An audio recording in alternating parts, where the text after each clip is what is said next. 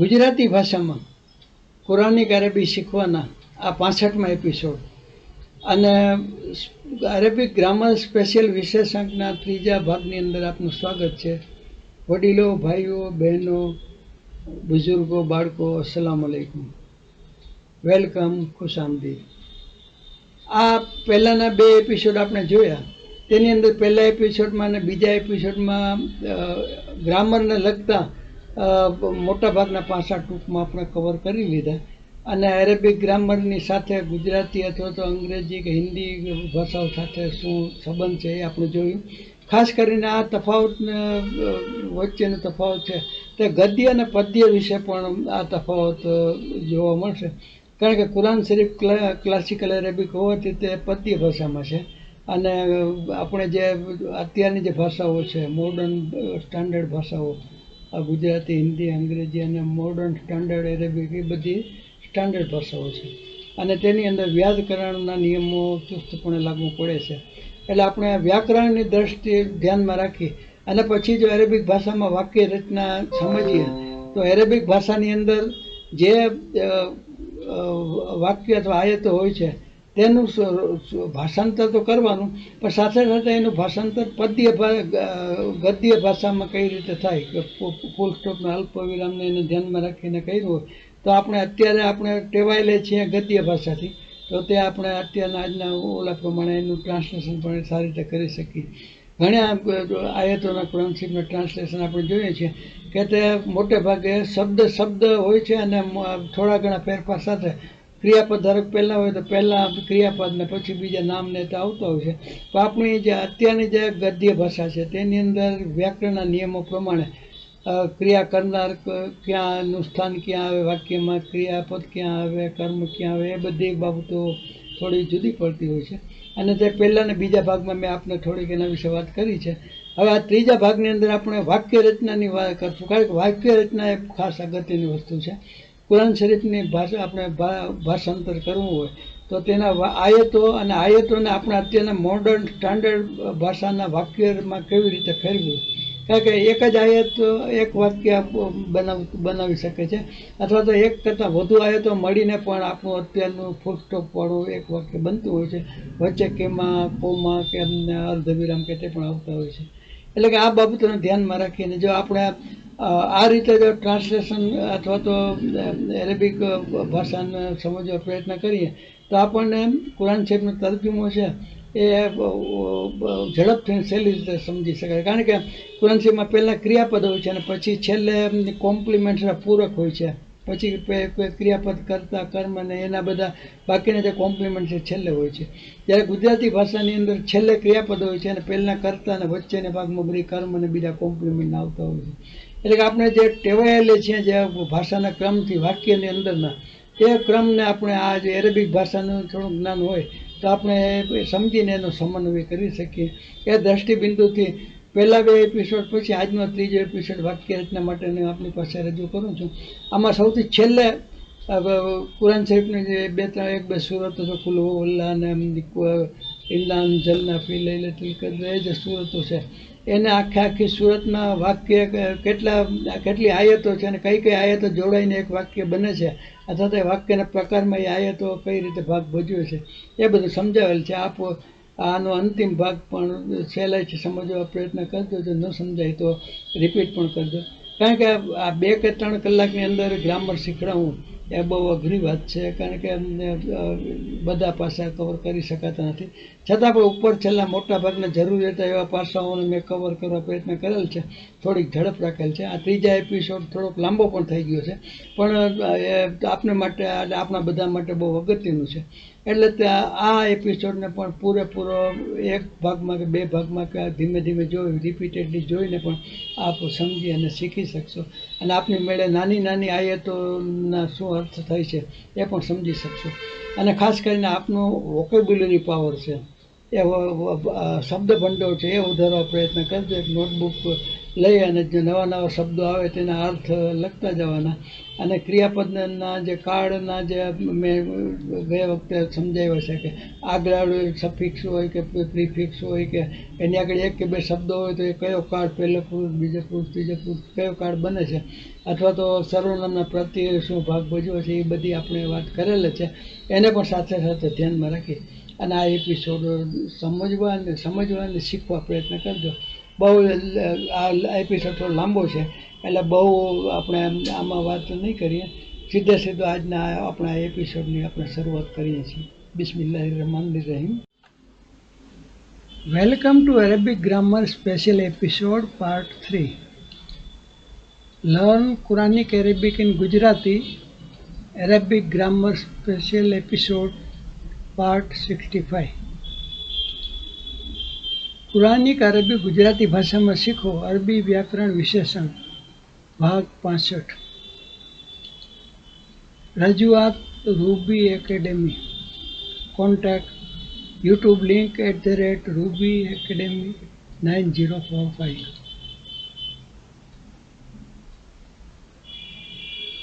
Differences between Arabic and Gujarati grammar. Arabic grammar special part 3. અરબી અને ગુજરાતી ભાષાના વ્યાકરણમાં તફાવત. અરબી વ્યાકરણવાળા ભાગ 3. પ્રસ્તુત કરતા રૂબી એકેડેમી, રાજકોટ.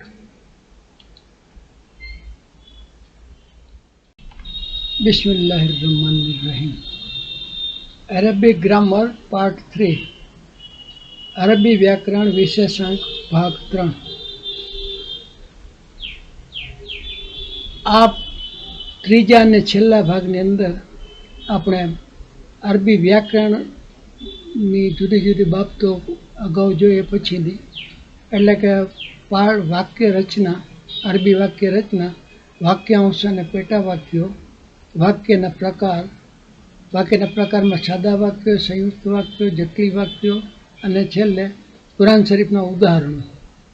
આટલી બાબતો આજે આપણે આ એપિસોડની અંદર ચર્ચા કરીશું. અને અરબી ભાષામાં ને બીજી ભાષાઓમાં વાક્ય રચનામાં શું ફેરફારો છે તે જોઈશું. સૌથી પહેલાં તો સેન્ટેન્સીસ ઇન અરેબિક. જુમલા ફિલ અરેબિયા, અરેબિક ભાષામાં વાક્યને જુમલા કહેવામાં આવે છે. અરેબિક વાક્ય રચના. આમ તો દરેક ભાષાની જો જનરલ વાત કરીએ તો દરેક ભાષામાં વાક્ય અથવા સેન્ટેન્સની વ્યાખ્યા એવી હોય છે કે જે શબ્દ સમૂહમાંથી કોઈ અર્થપૂર્ણ ભાવ નીકળતો હોય તો તેવા શબ્દ સમૂહને વાક્ય કહે છે. અહીં શરત એ છે કે તેમાં એક શબ્દ ક્રિયાપદનો હોવો જરૂરી છે.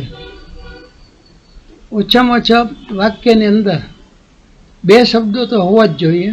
એક તો ક્રિયાનો કરનાર એટલે કે કર્તા, ક્રિયા કોણ કરે છે એ વગર તો ક્રિયાપદનો કોઈ અર્થ રહેતો નથી. અને એ કર્તા તરીકે નામ અથવા સર્વનામ એવા ચાવીરૂપ શબ્દો આવે.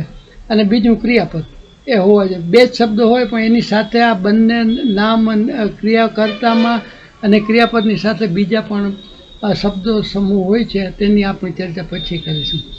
સામાન્ય રીતે અંગ્રેજી અને ગુજરાતી કે હિન્દી ભાષાની વાત કરીએ તો સાદા વાક્યો એટલે સરળ વાક્યની અંદર કર્તા એટલે કે સબ્જેક્ટ એટલે કે ક્રિયા કોણ કરે છે તે, પછી કર્મ એટલે કે ઓબ્જેક્ટ કોની ઉપર ક્રિયા થાય છે તે, અને ક્રિયાપદ. આ ત્રણ વસ્તુઓ તો ખાસ વાક્યમાં, ત્રણ અથવા તો બે વસ્તુઓ તો ખાસ હોય જ. એ સિવાય દરેક વાક્યની અંદર વિશેષણ, ક્રિયા વિશેષણ, સંયોજકો, અવ્યયો વગેરે આપણે પહેલા પાર્ટની અંદર જે વાક્યના ઘટકોની વાત કરીએ બધા નો એક કે વધુ શબ્દોનો સમૂહ પણ આવેલો હોય છે. અંગ્રેજી વાક્યના આવા 8 ઘટકો છે, આપણે અગાઉ ચર્ચા કરી ગયા છીએ. જ્યારે એરેબિકની અંદર ફક્ત આવા વાક્યના આવા ઘટકોને 3 વિભાગમાં વહેંચેલા છે. આપણે અગાઉ જોયું તેમ એક તો નામ, બીજું ક્રિયાપદ અને ત્રીજું અવ્યયો. સર્વનામ અને વિશેષણ એ બધા નામની અંદર જ આવે છે, એટલે એની અંદર આપણે નથી જુદા ભાગ પડ્યા અરેબિકની અંદર. બાકી ક્રિયાપદ અને એ સિવાયના જે શબ્દો છે એને આર્ટિકલ્સ અથવા પાર્ટિકલ્સ કહેવામાં આવે છે. ટૂંકમાં કહીએ તો આ ત્રણેય ભાષાના વાક્ય રચનાની વાત કરીએ તેમાં જે કર્તા કર્મ ક્રિયાપદની જે હમણાં વાત કરી તેના વાક્યમાં શબ્દનો ક્રમ જુદો હોય છે. ધારો કે દરેકમાં બધા પહેલાં જ કરતા હોય કે પહેલાં જ ક્રિયાપદ હોય કે પહેલાં કર્મ એવું નથી. ધારો કે અંગ્રેજી અને ગુજરાતીમાં વાક્ય ડાબેથી જમણી તરફ લખાય છે, એટલે કે આ બાજુથી આ ડાબી બાજુથી આપણે જમણી બાજુ આમ જઈએ આમથી આમ, તો એ રીતે લખાતા હોય છે. જ્યારે એરેબિક ભાષાની અંદર અરેબિક ભાષામાં શબ્દો લખવાની શરૂઆત જમણાથી ડાબી તરફ થાય છે આ રીતે. એટલે કે આ મેન આ બંને ભાષા આ અંગ્રેજી ગુજરાતી સાથે અરબી સરખામણી કરવી હોય તો સૌથી પહેલો તફાવત આ જ રહે છે.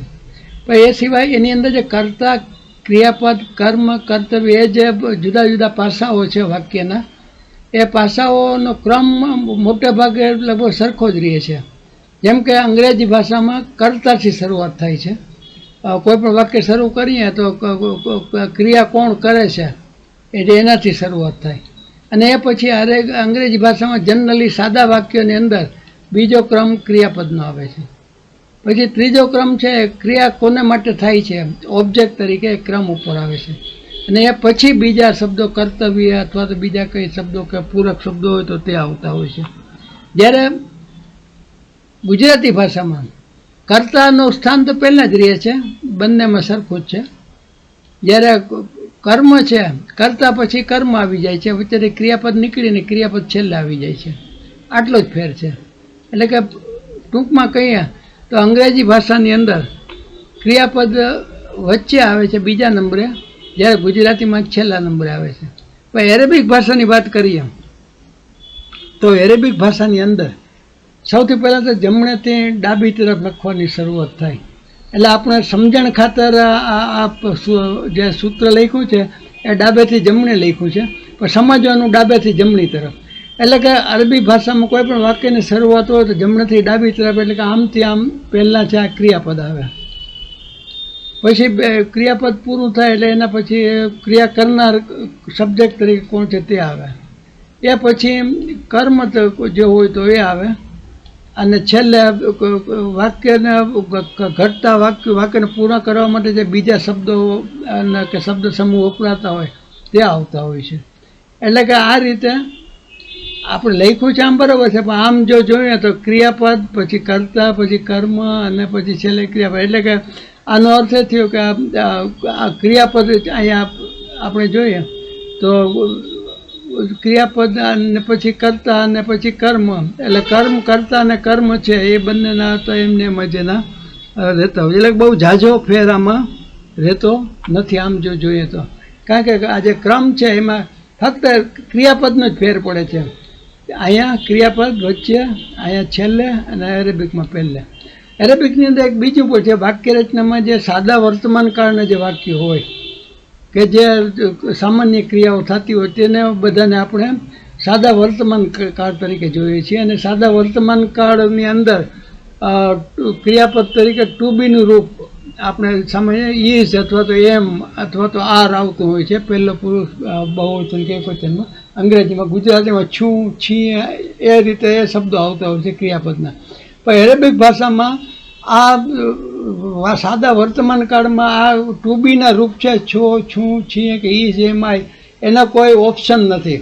એટલે કે વાક્ય આપણે ધારો કે નામ એ સાદા વર્તમાન કાળનું વાક્ય રચનાને નામવાચક વાક્ય કહેવામાં આવે છે, અને એમાં ક્રિયાપદ નથી હોતું. એટલે ક્રિયાપદ ન હોય એટલે સીધું કર્તાથી એટલે કે નામથી શરૂ થાય, પછી કર્મ આવે, પછી પૂરક આવે, એ રીતે આવે. એટલે કે એરેબિક ભાષામાં બે જાતના વાક્યો ગણાય. એક તો આપણે હમણાં જોઈએ તેમાં નામવાચક વાક્ય જેની અંદર ક્રિયાપદ નથી હોતું, ક્રિયાપદનો અર્થ આપણે છું છીએ ટુ બીના રૂપનું વર્તમાન કાળનું રૂપ આપણે સમજી લેવાનું હોય છે.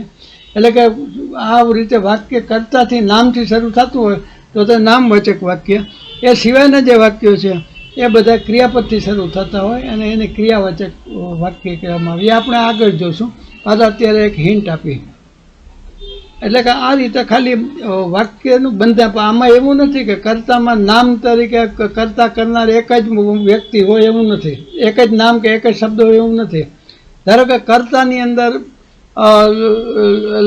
એમ કહે કે ભાઈ શબ્દ વાપરીએ તો ભાઈ નામ તરીકે છે, બ્રધર છે, પણ એને એકલો ભાઈ ન મારો ભાઈ કેવું હોય તો માય બ્રધર થાય. અને એમાં પણ કેવું કે મારો ભાઈ કે જે દિલ્હીમાં રહે છે, મારો ભાઈ કે જે દિલ્હીમાં છે, એટલે કે મારો પછી ભાઈ અને જે દિલ્હીમાં છે, એ 3 શબ્દો આવે. એમાં જે દિલ્હીમાં રહે છે એ 3 અક્ષરનો એક આખો 3 શબ્દોનો એક ગ્રુપ થયું. જ્યારે ભાઈ અને મારો છે, એ મારો છે સંબંધવાચક વિશેષણ છે અને ભાઈ છે નામ છે. અને એ પછીના જે દિલ્હીમાં રહે છે 3-4 શબ્દો છે એ પણ વિશેષણ તરીકે જ આવે છે.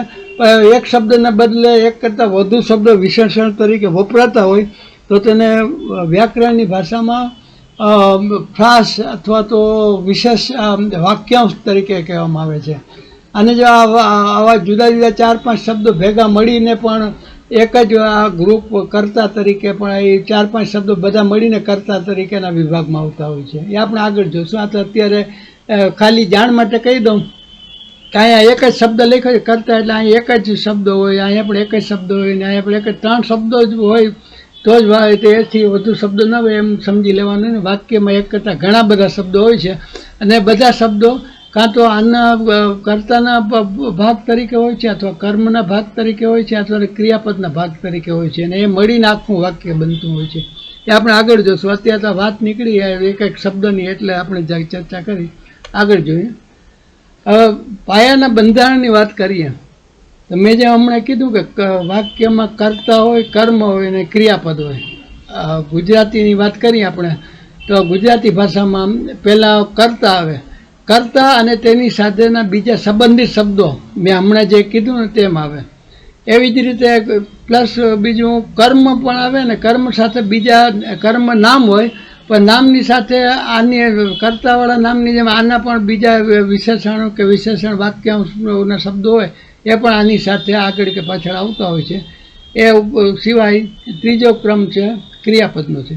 હવે દરેક ભાષામાં આ તો શબ્દના વાક્યના ઘટકોની વાત થઈ, પણ 2 ગ્રુપ ચોખ્ખા 2 ગ્રુપ દરેક ભાષામાં વાક્યના પાડવામાં આવે છે. સાદું વાક્ય હોય તો એક વાક્ય એક ગ્રુપમાં ફક્ત કર્તા, એટલે કે આ રીતે કર્તા અને કર્તા સાથે સંબંધિત શબ્દો મેં હમણાં જે કીધા તેવા ગમે તે સંબંધો હોઈ શકે. એ સંબંધિત શબ્દો એ મળીને એક ગ્રુપ બનાવે. એક કરતાં વધુ શબ્દો આમાં આવતા હોય અને એ કર્તાવાળા એક આખા ગ્રુપને અંગ્રેજીમાં સબ્જેક્ટ તરીકે અથવા તો કર્તા તરીકે ગુજરાતીમાં પણ કહેવામાં આવે છે એ ગ્રુપને. અને બીજું જે ગ્રુપ છે એમાં ક્રિયાપદ અને કર્મ અને એ સિવાયના જે બાકીના જે શબ્દો આવતા હોય એ બધા શબ્દો આમાં આવતા હોય છે. એટલે કે આ રીતે આ જે બીજું ગ્રુપ થયું ક્રિયાપદ અને કર્મને સાથેનું, એટલે કે આ બધા મળી અને જે બીજું જે ગ્રુપ બનાવે છે એ ગ્રુપને વિધેય કહેવામાં આવે છે. એટલે ખાલી કર્તા એટલે ક્રિયાનો કરનાર અને તેને લગતા સંબંધિત શબ્દો, અને બીજા ભાગની અંદર ક્રિયાપદ, અને ક્રિયાપદ કોની ક્રિયા કોના માટે થાય છે, કોની ઉપર થાય છે, અથવા તો નામના વિશેષણો વાક્યાંશ કે એડવર્બ કે જે કંઈ આવે છે ક્રિયાપદને લગતા એ બધા બીજા ગ્રુપની અંદર એટલે કે આની અંદર આવે છે. અને એ ગ્રુપની અંદર આપણે અરેબિક ભાષા વ્યાકરણ શાસ્ત્રીઓ છે એને વિધેય તરીકે ઓળખે છે. આ છે આ વિધેય. અને આ પેલું કર્તા અને કર્તાને લગતા જે સંબંધિત શબ્દો છે એને કર્તા તરીકે જ કહેવામાં આવે છે, એટલે કે સબ્જેક્ટ તરીકે જ. એટલે કે આ યાદ રાખો ને. આ વસ્તુ ત્રણેયની અંદર કોમન હોય છે બધી ભાષાની અંદર. ગુજરાતી હોય કે અંગ્રેજી હોય કે હિન્દી હોય કે ઉર્દુ હોય કે અરેબિક હોય. એટલે કે આ એક યાદ. એટલે આ રીતે આપણે ગુજરાતીમાં જોયું એ રીતે અંગ્રેજીમાં પણ સબ્જેક્ટ એટલે કર્તાની અંદર એના જે બધા સંબંધિત શબ્દો આવતો હોય, મેં કીધું નામવાચક નામને લગતા બીજા શબ્દો વિશેષણ કે વિશેષણ વાક્યાંશ કે બધા આની અંદર એને માટે સંબંધ ધરાવતા શબ્દો, ધારો કે મારું તારું, એ બધી વસ્તુઓ આમાં આવતી હોય છે. ધી ને એન્ડ ને માય ને બધા આપણે એની બહુ બધી વિગતમાં નહીં જાય. જ્યારે બીજો ગ્રુપ છે તે વિધેયનું છે અને તેમાં ક્રિયાપદ એટલે વર્બ ને ઓબ્જેક્ટ અને એને લગતા બધા શબ્દો છે. ટૂંકામાં કહીએ તો બધા આની અંદર આવે ને એને વિધેય અથવા પ્રિડિકેટ કહેવામાં આવે છે. એટલે કે સબ્જેક્ટ અને પ્રિડિકેટ એ 2 વસ્તુ યાદ રાખવાની. અને સબ્જેક્ટની અંદર ફક્ત કર્તાને એને લગતા વાક્યાંશના શબ્દો અથવા તો ક્રિયા બીજા શબ્દો વિશેષણના શબ્દો જે આની અંદર આને પાર્ટમાં જે 2 કે 3 આમાં આવતા હોય એને લગતા આવી શકે છે. એટલે કે આ બંને ભાષામાં તો એનો ક્રમ પહેલાં કર્તા સૌથી પહેલાં જ આવે છે, એટલે કર્તા પછીના જેટલા જે ગ્રુપ આવતો હોય એ બધા વિધેય તરીકે આપણે આમાં બેમાં કોમનલી ગણી શકીએ. એરેબિક ભાષાની અંદર એરેબિક ભાષામાં શું છે કે ક્રિયાપદથી વાક્ય શરૂ થતું હોય તો ક્રિયાપદ હંમેશા વિધેયમાં આવે છે. ક્રિયાપદ પછી કર્મ અને કર્મ સિવાયના પૂરક જે શબ્દો છે આમાં જેમ પહેલાંમાં કર્મને લગતા શબ્દો અહીંયા નામ તરીકે આવી શકે, વિશેષણ તરીકે હોઈ શકે, વિશેષણ વાક્યાંશ તરીકે પણ આવી શકે, ક્રિયાપદ છે એટલે ક્રિયા વિશેષણ પણ આવી શકે, ભૂતકુદન પણ આવી શકે. એટલે કે આ બધા જે શબ્દો છે એ આમાં ક્રિયાપદને લાગુ પડતા હોય તો એ ક્રિયાપદના અને કર્તાના કર્મના નામ અને નામની સાથે આવતા જે સંબંધી શબ્દો હોય કર્મને લગતા એ બધા આ ગ્રુપમાં વિધેયમાં આવે. અને વિધેય ગ્રુપ આ રીતે જુદું પડી જાય છે. શરૂઆતમાં ક્રિયાપદ આવે, પછી વચ્ચે કર્તા આવી જાય છે અને કર્તા અને સંબંધી શબ્દો જેમાં અહીંયા આ બેમાં છે એ રીતે, અને પછી પાછું કર્મ અને છેલ્લે આ પૂરક આ વાક્યાંશ અને આ બધી વસ્તુઓ છે આની અંદર સંબંધિત શબ્દોમાં પણ આમાં આવી જતી હોય છે. એટલે કે આ રીતે એરેબિક ભાષામાં વિધેયના 2 ભાગો પડે છે, એક તો ક્રિયાપદ અને બીજું એક સામાન્ય બાબત એ છે કે કોઈ પણ આ 3 વસ્તુ સિવાય વાક્ય શરૂ થતું હોય ત્યારે તેની ઉપર અમુક પ્રશ્નાર્થ શબ્દો હોય કે નકારાત્મક શબ્દો હોય કે આજ્ઞાર્થ શબ્દો હોય એ બધા પણ આની અંદર આવતા હોય છે અને નામની વાક્યની શરૂઆતમાં જ આવતા હોય છે. શું તમે જમી લીધું એમ કેવું હોય તો શું why are you going there, why are you going there, એટલે કે વાય શબ્દ આવ્યો એ બધા પ્રશ્નાર્થ શબ્દ છે, નકારાત્મકમાં આવે.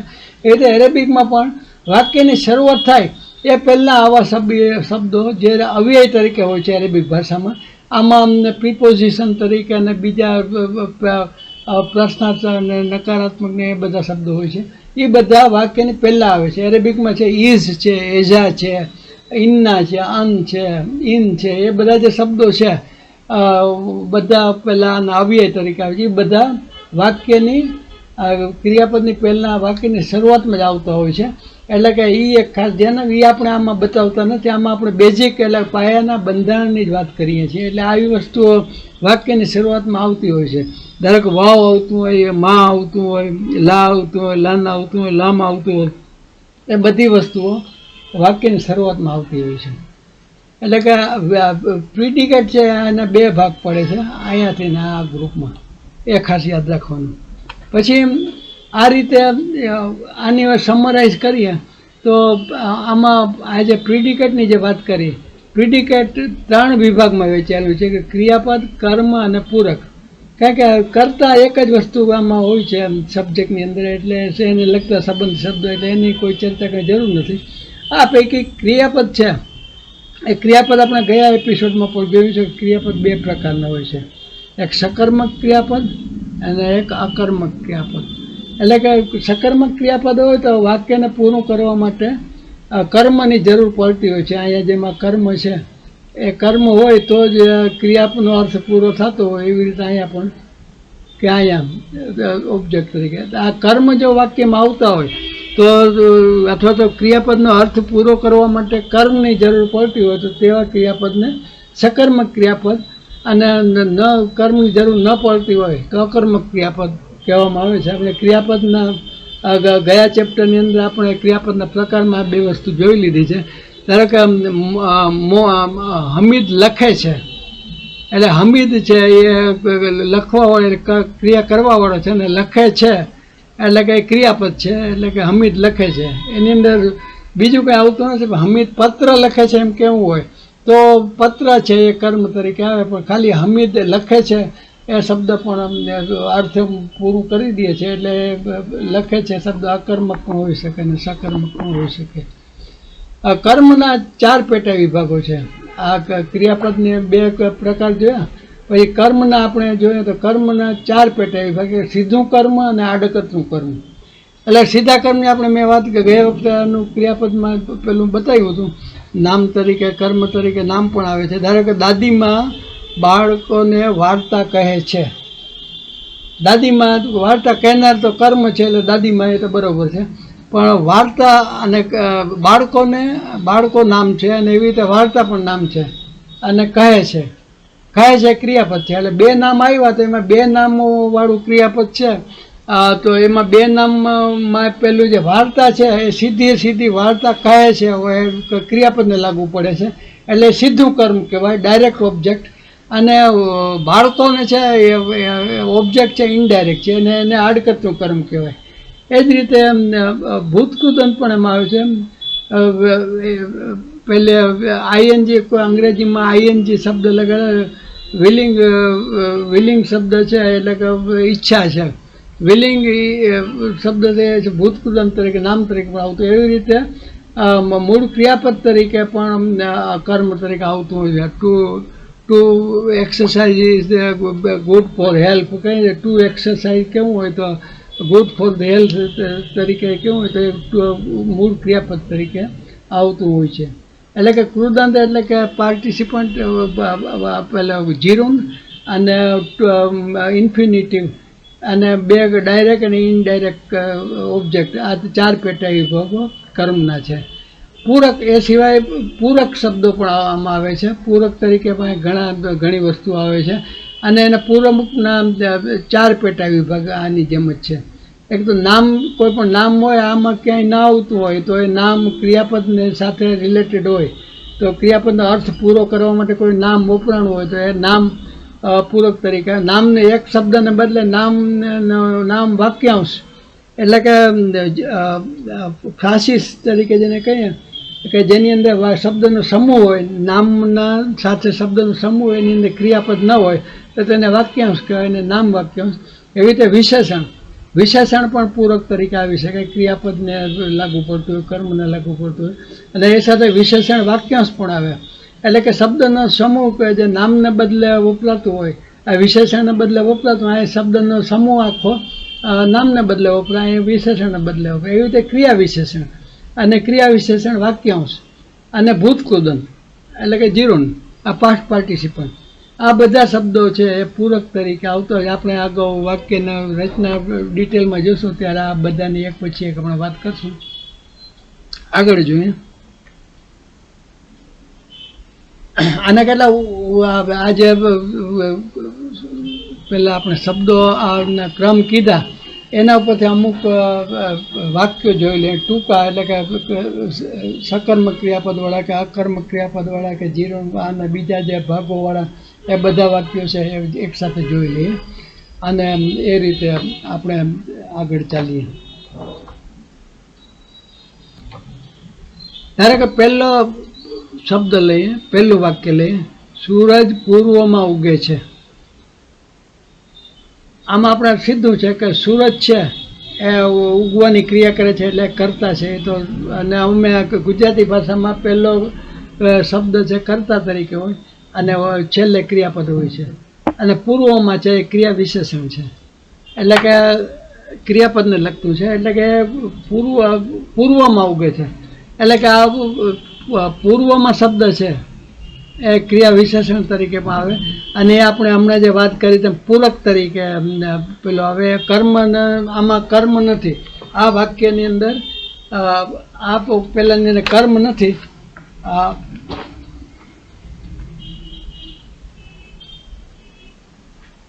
ખાલી સીધું સૂરજ અને ઉગે છે અથવા સૂરજ પૂર્વમાં ઉગે છે, એટલે કે એરેબિકની અંદર આમાં જ્યારે પહેલું નામ આવ્યું પછી છેલ્લે ક્રિયાપદ આવ્યું, અને આ તો પેલું વધુ પડતા પૂરક તરીકે વધારાનો શબ્દ. અને કે આપણે હમણાં જે વાત કરી તેમાં નામ કે સર્વનામ કે ક્રિયા વિશેષણ વાક્યાંશ કે એ બધા આવે. આની અંદર પૂર્વ અને માં 2 શબ્દો આવશે એટલે એરેબિકની અંદર આ વાક્યાંશ થઈ જશે. તુશ્રીકો એટલે કે ક્રિયાપદ છે, એટલે ઉગે છે. અશમશ એટલે કે સૂરજ, એટલે કે પહેલાં ક્રિયાપદ આવ્યું, પછી કર્તા આવ્યું, અને ફિશ શિરકે એટલે કે આ જે શબ્દ આવ્યો એ પેલા એરેબિક ભાષાની અંદર કોમ્પ્લિમેન્ટ તરીકે અથવા પૂરક તરીકે ગણવામાં આવે છે. કારણ કે નામને કરતા સિવાય કર્તવ્ય કોઈ નામ હોય તો કર્તવ્ય તરીકે પણ આવે. અને બીજું મેં આ કર્તવ્ય તરીકેની બીજી નિશાની આપને કીધી હતી કે કર્તવ્યમાં હંમેશા એની આગળ અવ્યય હોય, એટલે કે આ ફી એની આગળ અવ્યય છે અને એની છેડે ઝેર હોય. કરતા હોય તો કર્તા તરીકે આ શમસુ છે એટલે ઉપર પેશ આવે. જો કર્મ હોત તો આમાં નથી, કર્મ હોત તો આની ઉપર જબર આવે. અને કર્તવ્ય છે એ કર્તવ્ય પહેલાં પૂરક તરીકે છે, અહીંયા ઝેર તરીકે આવ્યું છે. એટલે તું સિક્કો આપણે પહેલો પુરુષ આ ત્રીજા પુરુષ તરીકે આવશે. એટલે કે આ રીતે બીજું જોઈએ. આમાં ખાલી સાદું વાક્ય જ ગણવાનું અકર્મક ક્રિયાપદ તરીકે. મારા બગીચામાં સુંદર ફૂલો છે. આમાં 6 શબ્દ છે. મેં હમણાં જ કીધું તેમ સાદો વર્તમાન કાળ છે એટલે આની અંદર ક્રિયાપદ આમનો શબ્દ એરેબિકમાં નહીં આવે. એટલે મારા બગીચામાં સુંદર ફૂલો છે એટલે કે સુંદર ફૂલો અને મારા બગીચામાં એ રીતે આવશે. એટલે કે આ મારા અને બગીચામાં 2 શબ્દ ભેગા મળી અને એક આખું વાક્યાંશ બનાવશે. એટલે કે સૌથી પહેલાં જોઈએ તો 1 મિનિટ, આમાં મારા બગીચામાં સુંદર પીળા સુંદર ફૂલો છે. એટલે કે અહીંયા પીળા શબ્દો આવશે. પીળા ફૂલો અથવા પીળા સુંદર ફૂલો છે. ફૂલના વિશેષણ છે. એટલે કે મારા બગીચામાં સુંદર પીળા ફૂલો છે અથવા તો મારા બગીચામાં પીળા સુંદર ફૂલો છે. આપણે ગુજરાતીમાં ગમે તે રીતે આનો ઉપયોગ કરી શકીએ છીએ. એટલે કે અહીંયા આ ફૂલ છે એ કર્તા તરીકે નામ તરીકે આવશે અને પીળા છે આ સુંદર છે. સુંદર અને પીળા પીળા શબ્દ છે આનું ફૂલનું વિશેષતા બતાવે છે. એટલે કે ફૂલનું વિશેષણ છે. અને સુંદર શબ્દ છે એ પૂરક તરીકે આવશે. અને મારા બગીચામાં એ બગીચો છે એ ક્રિયાપદને અનુકૂળ છે અને ત્રીજે કર્તવ્ય તરીકે આવે છે. એટલે કે મારા બગીચામાં આપણે આમાં જે પૂર્વ અને માં જેમ 2 જોયું એમ આ રીતે પણ આમાં પણ આવશે. એટલે કે એરેબિકની અંદર અઝહુરો એટલે કે અલ શબ્દ આવ્યો એટલે નામ જ આવ્યું. આમાં 6 શબ્દ છે એટલે સાદો વર્તમાન કાળ છે એટલે આની અંદર ક્રિયાપદને બદલે નામથી વાક્ય શરૂ થાય છે. અહીંયા વાક્ય ક્રિયાપદથી શરૂ થયું હતું. અઝહુરો સુફરા. સુફરા એટલે પીળું, પીળા રંગના. એટલે કે આ વિશેષણ છે. એટલે કે નામ આવે, નામ પછી વિશેષણ આવે. ગુજરાતીમાં આપણે પહેલાં પીળા વિશેષણ આવે છે ને પછી નામ આવે છે. એરેબિકમાં ઊંધું છે, પહેલાં નામ આવે ને પછી વિશેષણ આવે. ખાસ દર વખતે હું આપને ધ્યાન દોરું છું. અને ફી હકીબતી, હકીબા અહીંયા તા છે. તા મુરબતા આપણા તરીકે ઓલો આપણે પહેલો હોય ઉપર 2 મીંડાવાળું એ રીતે તા આવે છે. પણ પાછળ યા પ્રત્યય લાગ્યો છે. એટલે કે યા સર્વનામ છે, સર્વનામ પ્રત્યય. અને યા છે એ મારું બતાવે છે. એટલે મારા બગીચા હકીબા, હકીબા એટલે બગીચો અને હકીબતી એટલે મારા બગીચામાં. અઝહુરુ સોફરા ફૂલો પીળા રંગના મારા બગીચામાં છે. અને આ સુંદર છે એ આ જહુરાને લાગુ પડે છે. એટલે કે આના વિશેષણ તરીકે આવે છે. જમીલા એટલે સુંદર. આ ત છે ને આવો તો અહીંયા પણ લાગે પણ પાછળ યા આવ્યો એટલે આ તને બદલે આની પાછળ યા ન લાગી શકે એટલે આને બદલે આવો ત રાખવામાં આવે છે. નેક્સ્ટ જોઈએ. દિલ્હીમાં મારો નાનો ભાઈ ધનિક છે. આમાં 3 વસ્તુ આવશે. એક તો અખી એટલે ભાઈ અને એમાં પાછળ યા પ્રત્યે લાગ્યો એટલે મારો, એટલે મારો ભાઈ. અખી એટલે ભાઈ અને યા લાગ્યો એટલે મારો. એટલે કે એનું સંબંધવાચક પેલું વિશેષણ થઈ ગયું. એટલે કે મારો ભાઈ બંને એક જ શબ્દની અંદર આવી જાય. પ્રત્યય જેવી રીતે અહીંયા પ્રત્યય લાગે છે એવી રીતે અહીંયા પણ પ્રત્યય લાગે છે. અખીઉલ અસગર, અસગર એટલે નાનો. એટલે કે આમાં એક આ સંબંધવાચક આવ્યું અને બીજું આ વિશેષણ આવ્યું. એટલે કે આ સંબંધવાચક વિશેષણ અને ખાલી વિશેષણ વાચક પેલું વિશેષણ આવ્યું. એટલે અખી એટલે મારો ભાઈ, અલ અસગર એટલે અખી ઉલ અસગર એટલે મારો નાનો ભાઈ. ગુજરાતીમાં આ રીતે થાય, મારો નાનો ભાઈ. આ 3 શબ્દો છે. અહીંયા મારો ભાઈ એકમાં આવી ગયું ને અસગર બીજામાં આવ્યું. ફી દિલ્હી એટલે કે આ પહેલું થયું કોમ્પ્લિમેન્ટ તરીકે, દિલ્હીની અંદર. આ ફી દિલ્હી એટલે કે દિલ્હીમાં, એટલે કે આ 2 શબ્દો આવ્યા એટલે વિશેષણ વાક્યાંશ થયું. અહીંયા નામ આવ્યું, નામની સાથે આનું સંબંધવાચક વિશેષણ આવ્યું. અહીંયા આનું બીજું સ્પેશિયલ આનું પણ વિશેષણ આવ્યું. અને છેલ્લા વિશેષણ વાક્યાંશ 2 શબ્દો આવ્યા એટલે વિશેષણ વાક્યાંશ થઈ ગયું. એટલે કે આ 3 વસ્તુઓ આની અંદર એક સાથે આવી. એટલે કે મારો નાનો ભાઈ એટલે દિલ્હીમાં, આપણે ગુજરાતીમાં દિલ્હીમાં પહેલાં બોલીએ. આ વિશેષણ વાક્યાંશ છે, આપણે પહેલાં લઈએ છીએ. જ્યારે આમાં નામ પછી વિશેષણ વાક્યાંશ. અરેબિકમાં આ રીતે ધ્યાન રાખવાનું, પહેલાં નામ આવશે, પછી નામને લગતું વિશેષણ આવશે અને પછી વિશેષણ વાક્યાંશ આવશે. અહીંયા વિશેષણ એક જ આવે શબ્દોનું છે, જ્યારે અહીંયા વિશેષણ 2 શબ્દોમાં આવે છે. એટલે કે આ રીતે આનો ક્રમ જુદો તો આ રીતે થઈ જાય, નામ, વિશેષણ અને વિશેષણ વાક્યાંશ. પછી રજુલસ શરીયુન એટલે કે ધનિક છે. 6 શબ્દ તો આપણે નામવાચક સાદું વાક્ય છે એટલે 6 આવશે. અને રજુલ એટલે માણસ અને ધનિક. એટલે કે આ રીતે આનો ક્રમ જોતા જાજો એટલે તમને વધુ સારી રીતે સમજાશે.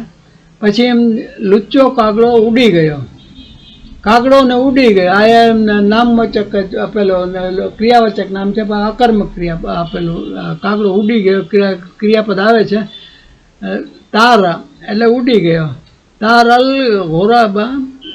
ગોરાબલ માકેરા એટલે કે લુચ્ચો. આ કાગડાનો સર્વનામ વિશેષણ છે, આ નામ છે અને એનું વિશેષણ છે અને આ ક્રિયાપદ છે. એટલે કે ક્રિયાપદ આવે પછી નામ આવે પછી નામનું વિશેષણ આવે. પછી જો વિશેષણ વાક્યાંશ કોઈ 2-3 શબ્દોમાં વિશેષણ કેવું હોય તો અહીંયા આવે. અહીંયા ક્રિયાપદ આવ્યું, પછી વિશેષણ આવ્યું, પછી વિશેષણ વાક્યાંશ આવ્યું. જ્યારે અહીંયા ખાલી આ વિશેષણ જ આવ્યું છે, ગ્રીન શબ્દમાં જે બતાવ્યું છે. એટલે કે આ રીતે આની અંદર પણ લુચ્ચો કાગડો ઉડી ગયો. પછી હવે આમાં કોમ્પ્લિમેન્ટ આવશે, ક્રિયાપદને લગતા વાક્યાંશ આવશે, વિશેષણ વાક્યાંશ એ આવે જોઈએ. ઝાડ પર બેઠેલો કાળો પક્ષી ઉડી ગયો.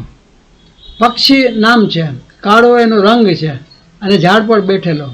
એટલે કે આ 3 વસ્તુ થઈ. એક ઝાડ પર બેઠેલો એનું સ્થાન બતાવે છે, એડવર્બ તરીકે આવે એટલે ક્રિયાપદ આવે, પહેલાં તરીકે લાગુ પડે. કાળો અને આ પક્ષી, અને પછી ક્રિયાપદ તરીકે ઉડી ગયો. એટલે કે ઉડી ગયો એટલે કે ક્રિયાપદ હંમેશા પહેલું હોય છે, પહેલું તાયરા એટલે નામ, અસ્વાદ એટલે કાળો એટલે કે એનું વિશેષણ, જાલેસા અલલ સજરા. આ 3 શબ્દો મળીને વાક્યાંશ બનાવે છે. વિશેષણ વાક્યાંશ કહો કે કોમ્પ્લિમેન્ટ કહ્યા. અને કોમ્પ્લિમેન્ટ તરીકે ક્રિયાપદના બેસવાની ક્રિયા છે એ ક્રિયાને લગતી છે. એટલે કે આ છે ક્રિયા પેલા કોમ્પ્લિમેન્ટ તરીકે પહેલામાં આવશે ગ્રુપમાં. અહીંયા નામ, પક્ષીનું નામ અને એનું વિશેષણ. આ પક્ષીનું વિશેષણ નથી, ક્રિયાપદને એડવર્બ ક્યાં વિશેષણ તરીકે આવે છે, પણ એરેબિકની અંદર એને કોમ્પ્લિમેન્ટ તરીકે લેવામાં આવે છે. એટલે કે આવા શબ્દો આવે નામ કે ક્રિયાપદને લગતા એ પૂરક તરીકે ગણાય અને સૌથી છેલ્લા જાય. પહેલાં ક્રિયાપદ આવે, ક્રિયાપદને લગતા બીજા શબ્દો હોય તો આવે. આગળ તો જે પ્રશ્નાર્થ વાક્ય ના અને જે કંઈ શબ્દો હોય આવી હોય તો આપણે ગણતા નથી. પછી એનો રંગ આવે, પછી રંગ પછી એને પેલો વિશેષણ વાક્ય જો નામને લગતું કર્તાને લગતું હોય તો એ આવે અને પછી પૂરક તરીકે આવે. એવી જ રીતે બીજું એક એક્ઝામ્પલ લઈ લે. લાકડીવાળો વૃદ્ધ માણસ જમીન પર પડી ગયો. આમાં વૃદ્ધ માણસ, પછી વૃદ્ધ અને લાકડીવાળો, આ 3 વસ્તુ. હવે અહીંયા લાકડીવાળો શબ્દ છે એ શબ્દ આને માણસને લાગુ પડે છે. વૃદ્ધ માણસ, વૃદ્ધ છે એ માણસનું વિશેષણ છે. એટલે કે વૃદ્ધ માણસ એરેબિકની અંદર પહેલાં માણસ આવશે ને પછી વૃદ્ધ આવશે ને પછી લાકડીવાળો આવશે. જ્યારે ગુજરાતીની અંદર આનાથી પહેલાં વિશેષણ વાક્યાંશ આવે, પછી વિશેષણ આવે ને પછી નામ આવે. એટલે કે શકતા એટલે કે પડી ગયો. અલ રજુલા અલ આવ્યું એટલે ધી એટલે જે માણસની વાત થાય છે તે રજૂર એટલે માણસ નામ આવ્યું. અજુજા અહીંયા વિશેષણની ખાસિયત છે એ હોય છે કે નામની જે પ્રમાણે હોય એ પ્રમાણે ધ્યાનનું પણ એમાં અહીં નામની આગળ હલ આવતું હોય તો આની આગળ પણ હલ આવે, નામની છેડે જબર આવતું હોય તો અહીંયા પણ જબર આવે. એ વિશેષણની ખાસ ખાસિયત હોય છે, તમારે જોતા રહેવાનું. અહીંયા પણ આ જ રીતે આવશે. અહીંયા આવું છે એટલે કે અહીંયા શક્યતા એટલે પડી ગયો, ક્રિયાપદ આવ્યું, પછી નામ આવ્યું, નામ પછી નામનું વિશેષણ આવે, અને પછી બિલ અસા એટલે લાકડી સાથે એટલે કે લાકડી વાળો, બે શબ્દો આ બે એટલે કે અવ્યય આવ્યું, અને બિલ અસા અને અહીં સમજા આવે છે આપણે નથી બતાવ્યું. એટલે કે આ રીતે ક્રિયાપદમાં આપણે ક્રિયા વિશેષણ ગુજરાતીમાં વિશેષણ વાક્યાંશ પહેલાં આવે નામનું, પછી વિશેષણ આવે ને પછી નામ આવે. જો હોય તો આ ન હોય તો એક કે બે જ આવે. જ્યાં એરેબિકમાં અહીંથી ઊંધું આવશે, ક્રિયાપદ પછી પેલું નામ આવે, પછી વૃદ્ધ આવે ને પછી લાકડીવાળો આવે. એટલે આમ તમે આપણે ક્રમ જોઈએ ને, એરેબિકમાં આમથી આમ ક્રમ ચાલે છે, ગુજરાતીમાં પણ આમથી આમ ચાલે છે. એટલે કે આ રીતે આ ક્રમની દ્રષ્ટિએ આ રીતે સરખું થઈ જાય. અને અલલ અર્ધે, અલા એટલે ઉપર ને અર્ધ એટલે જમીન, એટલે જમીન ઉપર, એટલે કે એ છે પૂરક તરીકે આવશે, કોમ્પ્લિમેન્ટ તરીકે. આગળ જોઈએ, ફૂલદાનીમાં તે સુંદર ફૂલો કરમાઈ ગયા. જા બલત એટલે કે ક્રિયાપદ છે, ફૂલ કરમાઈ ગયા ગુજરાતીમાં છેલ્લે ક્રિયાપદ આવે. તિલકા એટલે કે આ ધ્યેય શબ્દ છે, દૂરની વસ્તુ બતાવ દર્શક સર્વનામ હોય આપણે જોયું તેમ, એના માટે તિલકા શબ્દ વપરાય છે. પહેલાં ક્રિયાપદ આવ્યું, પછી ક્રિયાપદની પછી નામની આગળના જે આવા જે ડિટર્મિનરને આવા જે શબ્દો આવતા હોય એ શબ્દો આવે છે. અને આ ઝહુરા એટલે કે ફૂલો, આપણે આગળ જોયું તેમ ફૂલો, અલ ઝહુરલ જમીલા એટલે કે સુંદર ફૂલો, અલ આવ્યું અને અહીંયા પણ અલ આવ્યું. આ ફૂલનું નામ છે અને આ ફૂલનું વિશેષણ છે, સુંદર ફૂલો. એક જ શબ્દો છે એટલે સુંદર અને ફૂલો તરીકે. ને ફૂલદાનીમાં ફી અને અલ મઝહરિયા, ફી અને અલ મઝહરિયા બે શબ્દો મળીને એક આખું પેલો વિશેષણ પેલો વાક્યાંશ બનાવે છે, અને એ આનું સ્થાન બતાવે છે ફૂલોનું. એટલે એ અહીંયા છેલ્લા ક્રમમાં પહેલા તરીકે આવશે, કોમ્પ્લિમેન્ટ તરીકે. એટલે કે આ રીતે ક્રમમાં હમણાં જો બતાવ્યા ઝડપથી બતાવ્યા છે, પણ ક્રિયાપદને કર્તા અને કર્મના ને જે પેલા ક્રમ આવતા હોય છે તેને ધ્યાનમાં રાખી સમજાવવા પ્રયત્ન કરેલ છે. આ ફરીથી એકવાર આ રીતે અગાઉના પેજમાં ને આમાં જે રીતે ક્રમ બતાવ્યા છે એ જોઈજો. ને કલર એટલા માટે કલર કોમ્બિનેશન વાપર્યા છે. નેક્સ્ટ જોઈએ,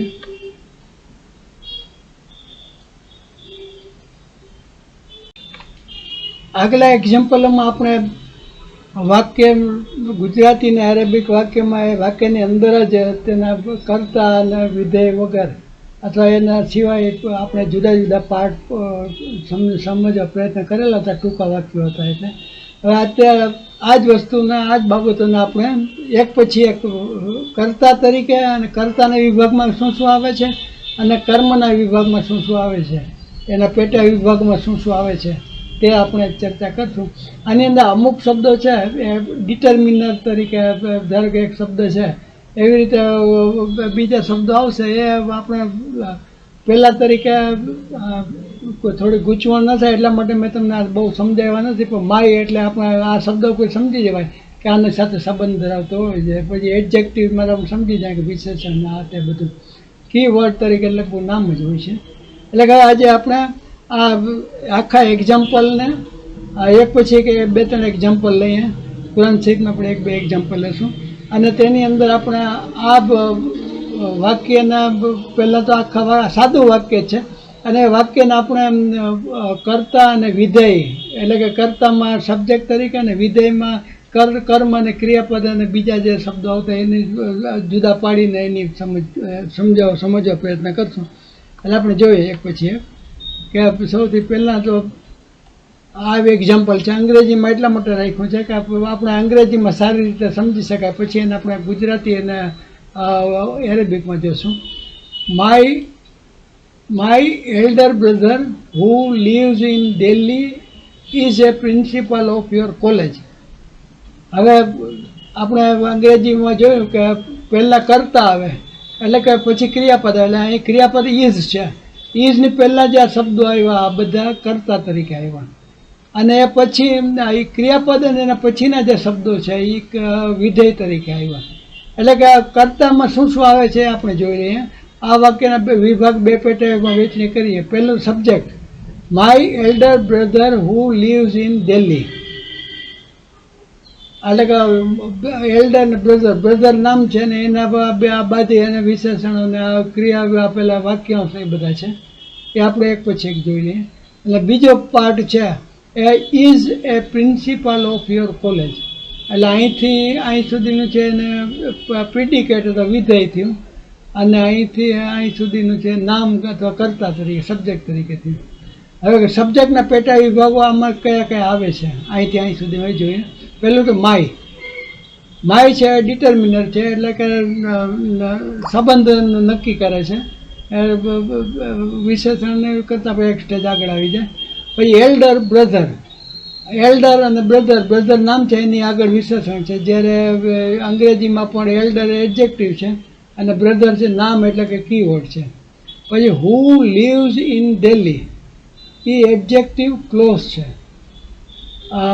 ફ્રાસીસ અને ક્લોઝિસ વિશે આના પછી આપણે હું તમને સમજાવું છું કે કોઈ પણ શબ્દ સમૂહ હોય તેની અંદર જો ક્રિયાપદ પણ સાથે આવતું હોય તો તેને ક્લોઝ અથવા પેટા વાક્ય કહેવાય, અને ક્રિયાપદ વગરના જો આવા ગ્રુપ હોય તો તેને આપણે ફ્રાસ કહેવાય છે, વાક્યાંશ કહેવાય છે.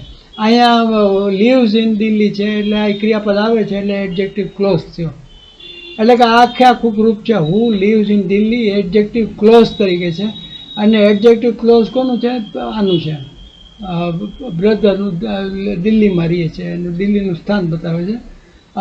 કોણ? તો કે હુ એટલે કે બ્રધર, એટલે કે મારો ભાઈ. હુ લીવ્સ ઇન દિલ્હી એટલે ભાઈનું વિશેષણ વાક્યાંશ છે. એકલું વિશેષણ તો એલ્ડર આવી ગયું, અને એક કરતાં વધુ શબ્દો વિશેષણમાં આવે તો એને ક્રિયાપદ હોય તો તેને વિશેષણ પેટા વાક્ય કહે, વાક્યાંશની સોરી અહીંયા ક્રિયાપદ છે એટલે પેટા વાક્ય થયું. એટલે કે વિશેષણ અને વિશેષણ પેટા વાક્યો આવે. વિશેષણ નામની આગળ આવે અંગ્રેજી ગુજરાતી અને આ પાછળ આવે. અને વિધેયમાં છે ઇઝ એટલે કે છે ક્રિયાપદ એટલે બરાબર છે. એ પ્રિન્સિપાલ એટલે ડાયરેક્ટ ઓબ્જેક્ટ, ઓબ્જેક્ટમાં ઇઝ અને પ્રિન્સિપાલ ડાયરેક્ટ છે એટલે ડાયરેક્ટ ઓબ્જેક્ટ કહી થયું. ઇન યોર કોલેજ એટલે કે અહીંયા સ્થાન બતાવે છે એડવર્ડ ફ્રાસ. ઇન યોર કોલેજ આ ત્રણ શબ્દનો સમૂહ છે, આમાં ક્રિયાપદ નથી આવતું એટલે ફ્રાસ થયો. ક્રિયાપદ હોત તો ક્લોઝ થઈ જાય, સબ ક્લોઝ થઈ જાય. અહીંયા જે ક્લોઝ આવ્યું એ રીતે, એટલે કે અહીંયા ક્લોઝની આ રીતે આપણે થોડી સમજણ અહીંથી અત્યારે જોઈ લઈએ તો આગળ પણ ખ્યાલ આવશે. ઇન યોર ક્લોઝ આમાં ત્રણ શબ્દો છે ને એ ક્રિયાપદને લગતા છે, એટલા માટે એડવર્બ ક્લોઝ સ્થાન બતાવે છે આ પહેલાં તરીકે આ કોલેજનું. એટલે કે આ રીતે કોમ્પ્લિમેન્ટ તરીકે આ જે ઇન યોર કોલેજ છે એ કોમ્પ્લિમેન્ટ તરીકે એડવર્બ ફ્રાસ તરીકે આવશે. આ વાક્યને ગુજરાતી અનુવાદ સમજી શકાય તેમ છે એટલે એને આપણે સમજી લીધું. હવે અરેબીમાં જોયું અખી, ઉખ એટલે ભાઈ થાય ને પાછળ યા લાગ્યો એટલે અખી એટલે મારો ભાઈ. અલ અકબર ઓલામાં અલ અજગર હતું, આમાં અલ અકબર એટલે કે મારો મોટો ભાઈ. અલ અજગર પહેલાં વિશેષણ આવે, નામ આવે ને પછી વિશેષણ આવે. આપણા ગુજરાતીમાં ઊંધું છે, મોટો અને પછી ભાઈ આવે. અલ લજી તે કહે છે ઈ શાફી દિલ્હી હોવા મોદીરુલ કુલ્લિયાતિકા. કુલ્લિયા એટલે અહીંયા તા મરબૂત આવે, પણ અહીંયા કા પ્રતિ આવે છે એટલે તા આવો થઈ જશે. એટલે કા પ્રિયા એટલે તારા પહેલા તરીકે છે, વ્યક્તિવાચક સર્વનામના પ્રત્યય તરીકે. એટલે કે આ વિભાગની પેટા વિભાગ અને પહેલા તરીકે આપણે જોઈએ. કર્તા તરીકે આવશે અખીઉલ અકબર લજી ઈ શાફી દિલ્હી. કર્તા તરીકે આખું આવશે. હુવા મુદીરુ કુલિયા એટલે અહીંથી છે અહીંથી અહીં સુધી આખું કર્તા તરીકે સબ્જેક્ટ તરીકે આવશે, અને હોવા એટલે કે તે અહીંયા સાદો વર્તમાન કરતો પહેલે સાદો પેલું છે નામવાચક છે, અહીં નામથી શરૂઆત થાય છે અને અહીં પણ સર્વનામથી શરૂઆત થાય છે. એટલે કે તે મુદીર એટલે પ્રિન્સિપાલ ને કુલ્લી હતીકા એટલે તારે કોલેજમાં પ્રિન્સિપાલ અને છે, અને અહીંયા પણ છે સાદો વર્તમાન કાળ છે એટલે એનો અરેબિકમાં છે એનું કોઈ શબ્દ પ્રત્યય નથી, ઓપ્શન નથી. બીજા કર્તાના વિભાગમાં યા છે ડિટર્મિનર છે, એટલે કે ભાઈને નક્કી કરે છે. કોનો ભાઈ? તો મારો ભાઈ. એટલે કે યા છે ડિટર્મિનર તરીકે આવશે, પણ યાની સાથે આવી જશે, આખીની નામની સાથે જ આવી છે. એટલે કે એને આખીમાં ચાવીરૂપ શબ્દ આખીમાં ગર્ભિત ગણાય છે. આખીની અંદર આખું ઉખ ને યા બે આવી ગયું. પછી ચાવીરૂપ શબ્દ નામ, એટલે કે આખી એટલે શું થયું કે ચાવીરૂપ શબ્દ એટલે કે નામ ડિટર્મિનર સાથે એના સંબંધ સાથે. અલ અકબર એટલે કે વિશેષણ, આપણે વિશેષણની હમણાં ઘણી વાત કરી. અલ લઝી ઈ શાફિલ કુલિયા વિશેષણ પેટા વિભાગ છે. અલ લઝી તે કે જે ઈ શાફી દિલ્હી જે દિલ્હીમાં રહે છે. બીજા પેટા વિભાગમાં આપણે જોઈએ તો હોવા મોદીરું કુલિયા છે. પેટા વિભાગમાં નામવાચક આની જેમ જ નામવાચક વાક્ય છે, તેમાં ક્રિયાપદ નથી. હોવા એટલે કે સર્વનામ છે તે, ત્રીજો પુરુષ એકવચન. સીધું કર્મ, મોદીર એટલે પ્રિન્સિપાલ, ડાયરેક્ટ છે ને માટે ડાયરેક્ટ પ્રિન્સિપાલ છે એટલે સીધું કર્મ થયું. આડકતનું કર્મ એટલે કે ઇનડાયરેક્ટ ઓબ્જેક્ટ.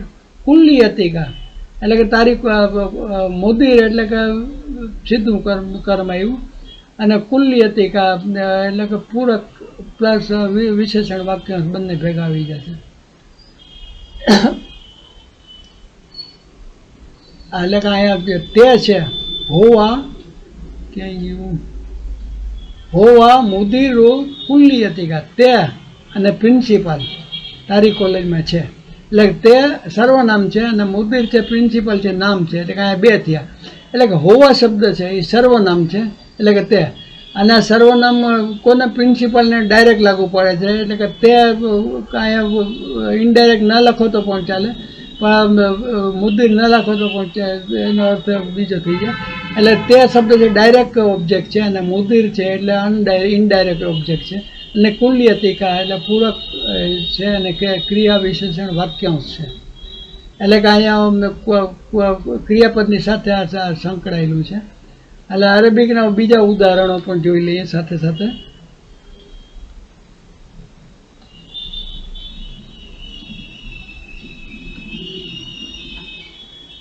બીજું ઉદાહરણ, લકદ ખલકનલ ઇન્સાન ફી આહસન તકવીમ.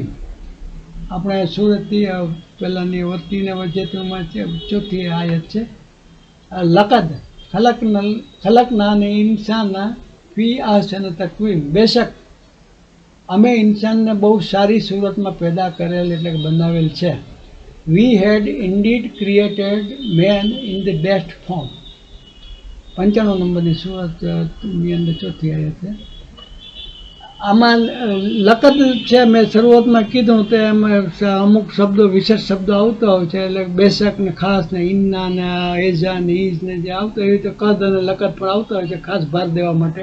એટલે કે લકદ એટલે કે બેશક, ખલક ના આપણે આગળ જોઈએ આ ક્રિયાપદ છે. ખલક ના પછી આના પછી પહેલો શબ્દ ક્રિયાપદ જ આવે. એટલે કે આ વાક્ય ક્રિયાપાચક હોવાથી તેના વિધેયના પેટા વિભાગો પૈકી ક્રિયાપદનો ક્રમ કર્તાની પહેલના રહેશે. આમાં આપણે આ જ એક્ઝામ્પલ કરતા અને કર્મ વિશે મેં ગયા એપિસોડમાં પણ સમજાવેલું છે, આ હમણાં પાછું સમજાવી દઉં. અને બાકીના પેટા વિભાગો કરતા પછી આવશે. તેવી જ રીતે અગાઉ ટેબલમાં જોયું તેમ વાક્યના પ્રકાર મુજબના વિશેષ શબ્દો આ જે કીધા તે, અને ચોક્કસ અવ્યય વાક્યની શરૂઆતમાં આવે છે. એ જે આપણે યાદ રાખવાનું, અવ્યય શબ્દ આવે એટલે એ વધારાનો હોય. એટલે વિશેષ શબ્દ તરીકે અહીં લકદ છે. અને કર્તા તરીકે અમે અહીંયા છે લકદ ખલકના, ખલક એટલે પેદા કર્યું, ને ના શબ્દ ના છે સર્વનામ પહેલા પુરુષ બહુવચનનું પ્રત્યય છે. ના એટલે કે અમે અમે પેદા કર્યું, અને આ ખલક શબ્દ છે એ આની અંદર ગર્ભિત તરીકે આવી જશે. એટલે કે અમે શબ્દ અહીંયા આવી જશે અને ખલક એટલે કે ક્રિએટ કર્યા. અલ ઇન્સાના એ આગળ આપણે 24 શબ્દો છે. ખલક અલ ઇન્સાના ફી આહસન તકવીમ, આ વિધેય છે અને કર્તા તરીકે એક જ છે અમે. આમાં એક ખાસ માર્ક કરજો, આ ક્રિયાવાચક વાક્ય છે એટલે આ ક્રિયાપદથી શરૂ થાય છે. અને આપણે જોયું કે ક્રિયાપદથી શરૂ થતું વાક્ય હોય તો ક્રિયાપદ પછી બીજો ક્રમ છે કર્તાનો હોય છે. આપણે સૂત્રમાં જોયું હતું એમ ક્રિયાપદ, કર્તા અને પછી કર્મ અને બીજા શબ્દો આવતા હોય છે, પૂરક શબ્દો.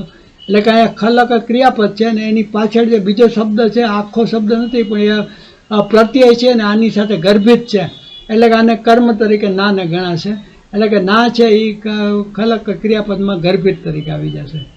ખલકનલ ઇન્સાન ફી આહસન તકવીમ, એટલે કે આ છે કર્તા તરીકે ખાલી ના જ છે અને ખલકનલ ઇન્સાન પછી આવી જશે. અને કર્તાના વિભાગ, પેટા વિભાગ નથી, કારણ કે આમાં ના શબ્દ એક જ આવે છે અને ના ક્રિયાપદની અંદર આવી જાય છે, એટલે કર્તાનો કોઈ પેટા વિભાગ જ નથી, પોતે આની અંદર ગર્ભિત આવી જાય છે. પછી આ ખાસ સમજવા જેવું છે કે આ ક્રિયાપદમાં આ પેટા વિભાગ આપણે અગાઉના ઓલામાં એક બાજુ વિધેય જોયું, બીજી બાજુ વિધેય જોઈને વચ્ચે કર્તા શબ્દ હતો, તે છેલ્લે અરેબિકમાં જોયું હતું તે. એમ આની અંદર ક્રિયાપદ તો આવી જાય છે પણ કર્તા તરીકે ખાલી ના શબ્દ આવે છે, ના અલગ નથી આવતું પણ આની ક્રિયાપદ જોડાયેલું જ આવે છે. એટલે કે આ ક્રિયાપદ થયું, કર્તા છે ક્રિયાપદ સાથે ગર્ભિત જોડાયેલા આવી ગયું, એટલે પછી કર્મ અને પૂરક આવી ગયા.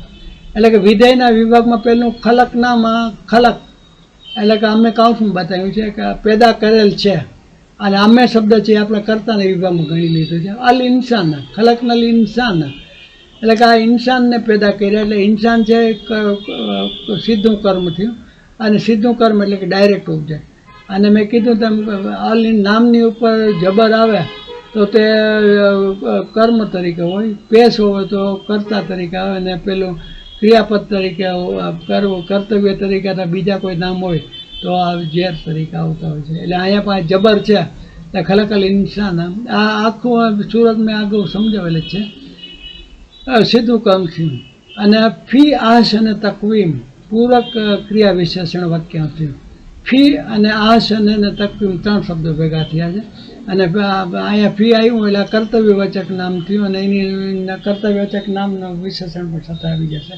અને બેની નીચે ઝેર છે, કારણ કે આગળ આવ્યું એટલે ઝેર આવે, અને એ આખા પૂરક તરીકે આવે છે કે આ બંનેના મિનિંગને વધુ સારું રીતે સમજાવવા માટે એક કોમ્પ્લિમેન્ટ તરીકે આ વાક્ય, આ શબ્દો, આ વાક્યાંશ છે એ કામ કરે છે.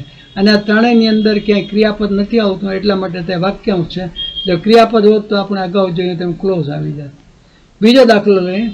અલ વલદુલ લઝી ખરજા મિનલ મસ્જિદે તાલિબો, તે છોકરો જે મસ્જિદમાંથી બહાર ગયો તે વિદ્યાર્થી છે.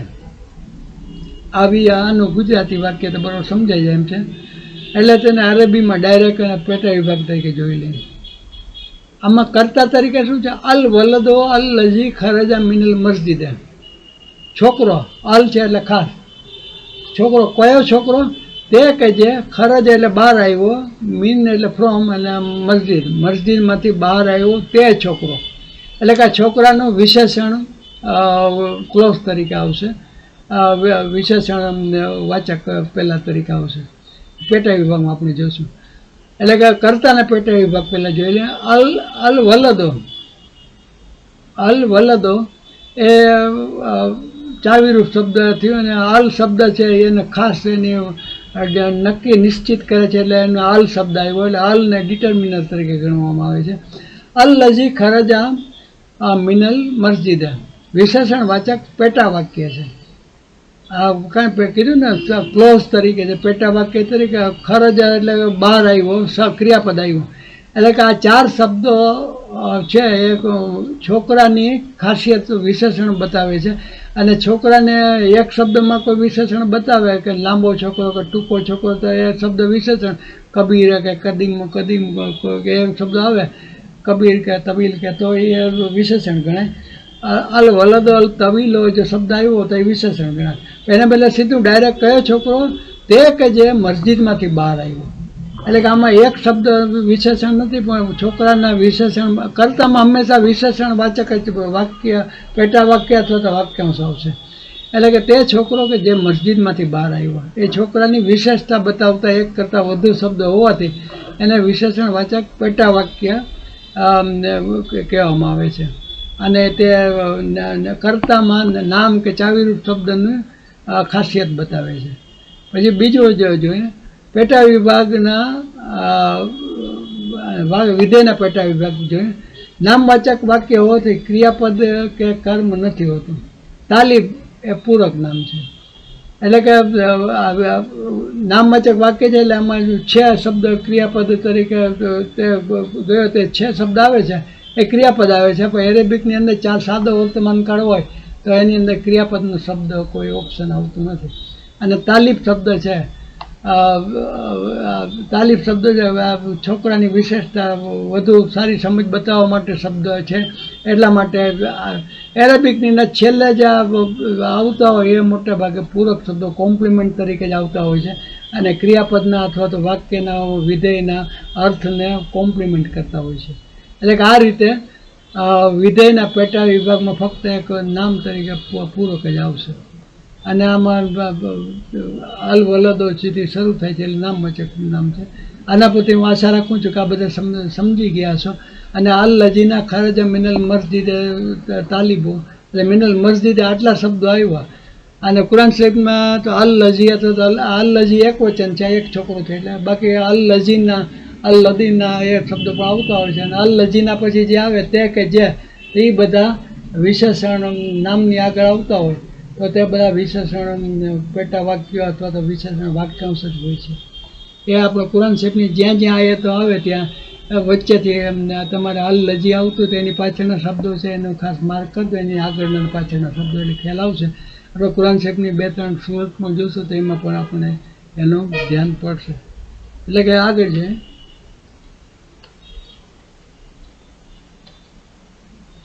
હવે હમણાં સુધી મેં વાક્યાંશ અને પેટા વાક્યો એ બેની તો બધી સમજ આપી જ દીધી છે.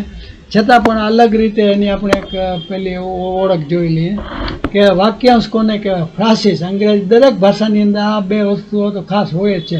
અને પેટા વાક્ય અને વાક્યાંશને અથવા પેટા વાક્યને મૂળ વાક્ય સંપૂર્ણ વાક્ય પણ માણસો સમજતા હોય છે. આપણે કુરાન શરીફની આયતોમાં પણ પેટા વાક્ય એટલે કે એક આયત હોય વાક્ય સંપૂર્ણ વાક્ય પણ હોઈ શકે અને પેટા વાક્ય પણ હોઈ શકે. એટલે કે એમાં જ સમજવાની થોડીક જરૂર છે. વ્યાકરણ અને ખાસ કરીને વાક્ય રચનામાં વાક્યાંશ એટલે કે ફ્રાન્સિસ અને પેટા વાક્યો ના વારંવાર ઉલ્લેખ થતા હોય છે.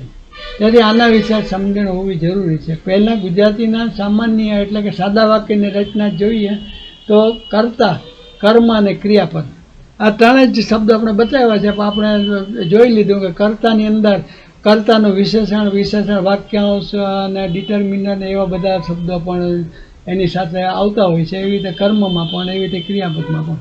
અહીં કર્તા અને કર્મ અને કર્તવ્ય જો હોય તો એ નામ અથવા સર્વનામ હોય છે. આ બધા છે સર્વનામ હોય છે. પરંતુ વાક્યાંશવાળા વાક્ય એટલે ફ્રાન્સિસમાં કર્તા કે કર્મની સાથે ખાસ યાદ રાખજો, આ કર્તા અને કર્મની સાથે ક્રિયાપદ વગરના એક કરતાં વધુ શબ્દો હોય છે. આ ક્રિયાપદ વગરના શબ્દો હોય છે યાદ રાખવાનું. અને કર્તા અથવા કર્મ બંનેની સાથે આવી શકે છે.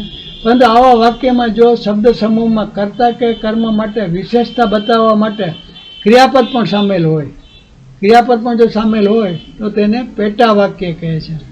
એટલે કે ફ્રાન્સિસ અને ક્લોઝિસ એ 2 વસ્તુ ખાસ એમાં આ તફાવત છે. એક કરતાં વધુ શબ્દો આવતા હોય નામના અથવા ચાવીરૂપ શબ્દોને વિશેષતા બતાવવા માટે અને તેમાં ક્રિયાપદ ન પણ હોય એટલે કે વાક્યાંશ હોય અને ફ્રાન્સિસ અને ક્રિયાપદ હોય તો તેને ક્લોઝિસ કહે છે.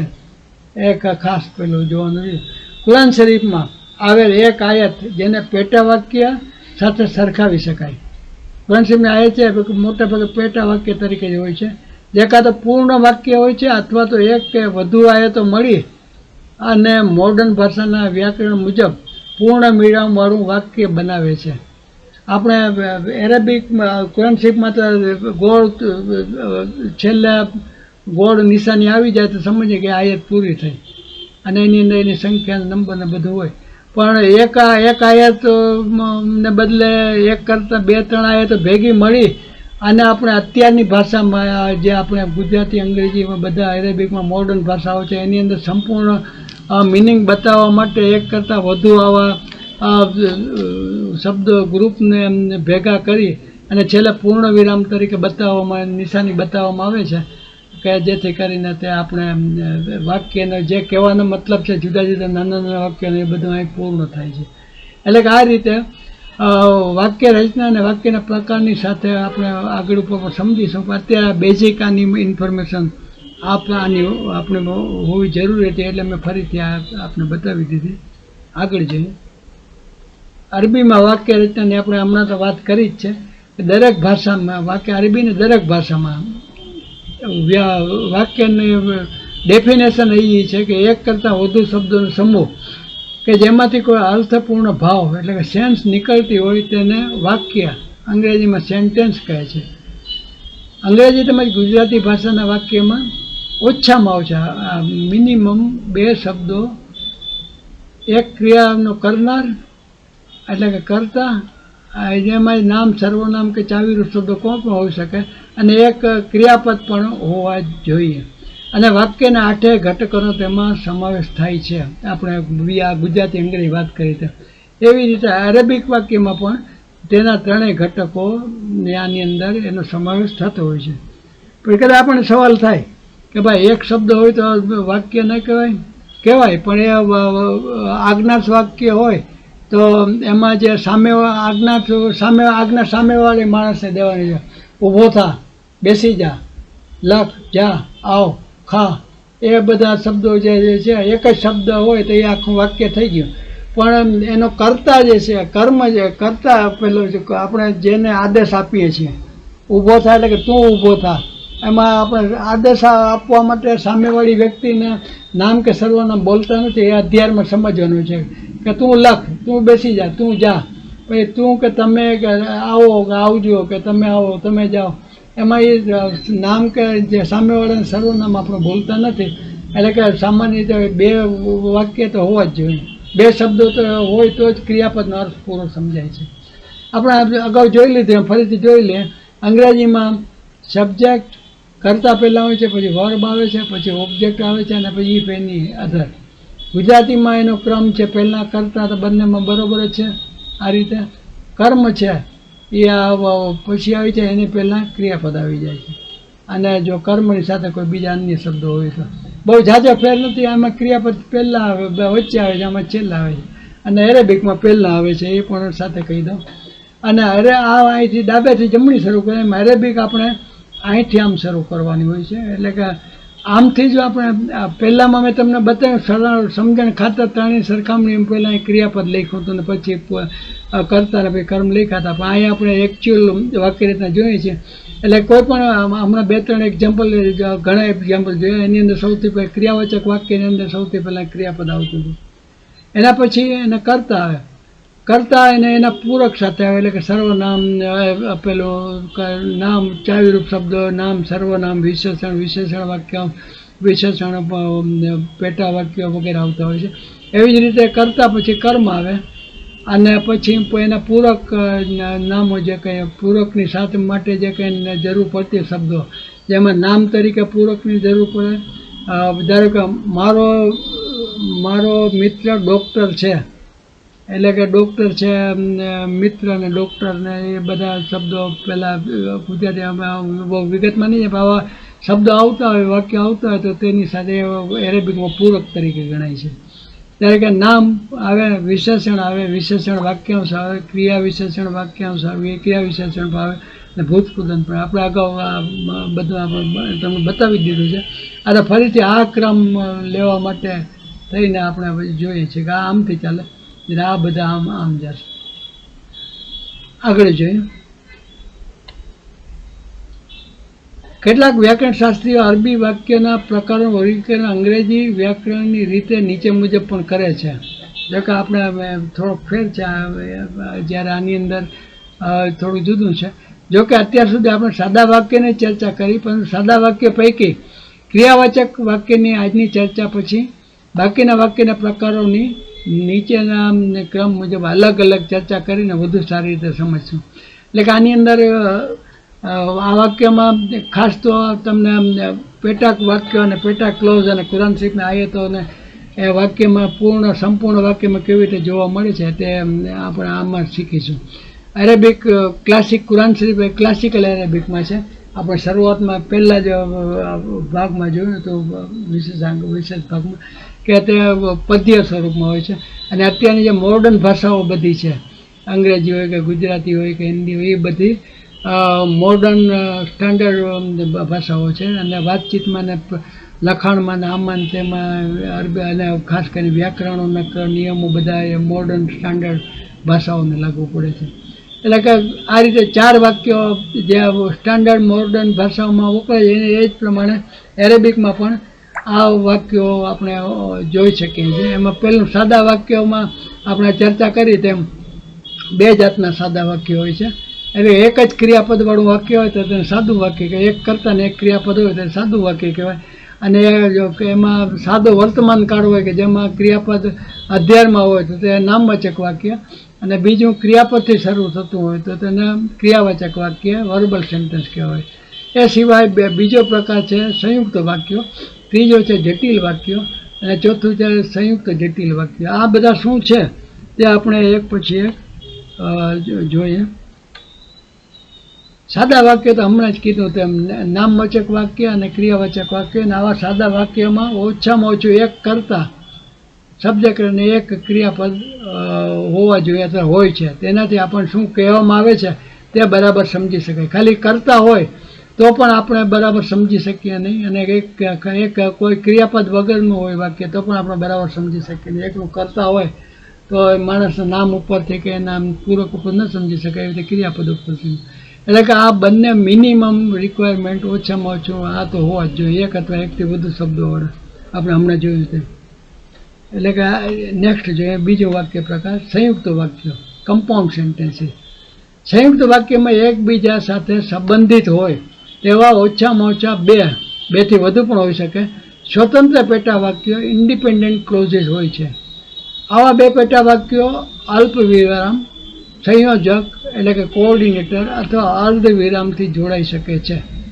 એરેબિકમાં સંયોજકો માટે લી એટલે કે ફોર, વ એટલે કે અને, ન તો અથવા નહીતર, વ લા નોર, પણ, પરંતુ, લકીન બટ, અથવા આવ, વળી અથવા હજુ સુધી એટલે બાદ, તેથી એટલે શોનો ઉપયોગ થાય તો હોય છે. આ બધા અવ્યય શબ્દો જ છે. અને એ અવ્યય શબ્દો 2 આવા આપણે સાદા વાક્યો જે રચના જોઈ એવા સાદા વાક્યોને જોડી 2-3 એક કે એકથી વધુ જોડીને સંપૂર્ણ અર્થ પહેલો બતાવતા હોય છે. ગુજરાતીમાં ને ઇંગ્લિશમાં અલ્પ વિરામ ને અર્ધ વિરામ જેવા નિશાની હોય છે. જ્યાં એરેબિકમાં વ શબ્દ છે ઘણા ઓલામાં આવે છે, લા આવે છે, વલા આવે છે, આવ આવે છે. એ બધા શબ્દોથી 2 આવા પેટા વાક્યો જોડાય એટલે કે 2 આયતો જોડાઈને એક મોટું વાક્ય પૂરું મિનિંગ બતાવતું મોટું વાક્ય બનતું હોય છે. એને સંયુક્ત વાક્ય કહેવાય. એમાં 2 પેટા વાક્ય છે અમે સ્વતંત્ર હોય છે. 2 ને બદલે એક જ પેટા વાક્ય હોય તો તેનાથી પણ મિનિંગ સમજાઈ જાય, વાક્ય સમજાઈ જાય. બીજો પેટા વાક્યને વાક્ય સમજાય જાય, ત્રીજો પેટા વાક્યનો અર્થ પણ સમજાય જાય. પણ આ ત્રણેયને ભેગા કરીએ તો વધુ સારી રીતે ત્રણેય સંબંધિત એકબીજા રિલેટેડ હોય તો વધુ સારી રીતે અર્થ સમજાતો હોય છે. આગળ જોઈએ જટિલ વાક્યો. જટિલ વાક્યમાં ઓછામાં ઓછું એક સ્વતંત્ર એટલે કે એક મુખ્ય પેટા વાક્ય ઇન્ડિપેન્ડન્ટ ક્લોઝ, એટલે ક્લોઝ આવ્યું એટલે પેટા વાક્ય આવ્યું એટલે એની અંદર ક્રિયાપદ તો હોય જ, અને એક અવલંબિત એટલે કે ગૌણ પેટા વાક્ય હોય છે. બંને 2 ભાગ પડે, એક સ્વતંત્ર અને એક ગૌણ. અવલંબિત પેટા વાક્ય મુખ્ય પેટા વાક્યને કરતા એટલે કોણ, હું અથવા કયું, વિચ, સમય શૃંખલા એટલે થી, ફ્રોમ, સિન્સ અથવા અન્ય તત્વો જો, ઇફ, બીકોઝના સંદર્ભમાં હોય છે. આવા વાક્યોમાં ગૌણ વાક્યની શરૂઆતમાં જો કે અન, બિલ, રગમ, ઓલ ધાવ, લે આન, બીકોઝ, અથવા અત્યારે મુંદુ સિન્સ મતા એટલે કે જ્યારે વેન પછી બાદ એટલે બાદ અથવા વરા એટલે કે આફ્ટર પછી પહેલાં અથવા આગળ કબલે બિફોર તેમ છતાં અલા રગમ ઇવન ધો જો લવ ઇફ સિવાય કે માલમ અનલેસ આ બધા શબ્દો આની અંદર જોડાતા હોય છે. એટલે કે બે એક સ્વતંત્ર પેટા વાક્ય હોય અને એક અવલંબિત પેટા વાક્ય હોય. સંપૂર્ણ મોટા વાક્યમાં ગૌણ પેટા વાક્ય મુખ્ય પેટા વાક્યની આગળ કે વાક્યની શરૂઆતમાં પણ હોઈ શકે છે. મુખ્ય સ્વતંત્ર પેટા વાક્ય તો તેનો અર્થ આપણે બરાબર સમજી શકીએ, પણ એની ઉપર બીજું એની સાથે આવા શબ્દોથી જોડેલું આવા કોમ્બિનેથી જોડેલું હોય તો તેનો જે જોડેલો હોય એને અવલંબિત ડિપેન્ડન્ટ ક્લોઝ કહેવાય. અને ડિપેન્ડન્ટ ક્લોઝ અવલંબિત પેલા મુખ્ય સ્વતંત્ર મિનિંગ બહુ સારી રીતે ન સમજાવી શકાય, પણ એને આ સ્વતંત્ર ઇન્ડિપેન્ડન્ટ ક્લોઝ સાથે જોડી દઈએ તો બંને ભેગા મળીને પૂરી માહિતી આપીને મોટું વાક્ય બનાવતા હોય છે. બેશક આ એ સંબંધવાચક સર્વનામ અવયવો આ બધા છે ને ગૌણ સંયોજકો તરીકે સબઓર્ડિનેટ તરીકે હોય છે. મોટા વાક્યમાં ગૌણ પેટા વાક્ય મુખ્ય પેટા વાક્યની આગળ પણ હોઈ શકે અને વાક્યની પાછળ પણ હોઈ શકે. એટલે કે મુખ્ય સ્વતંત્ર વાક્ય છે આગળ જ હોવું જોઈએ જરૂરી નથી, એ પાછળ પણ હોઈ શકે અને ડિપેન્ડન્ટ ક્લોઝ છે એ પાછળ આગળ પણ હોઈ શકે છે.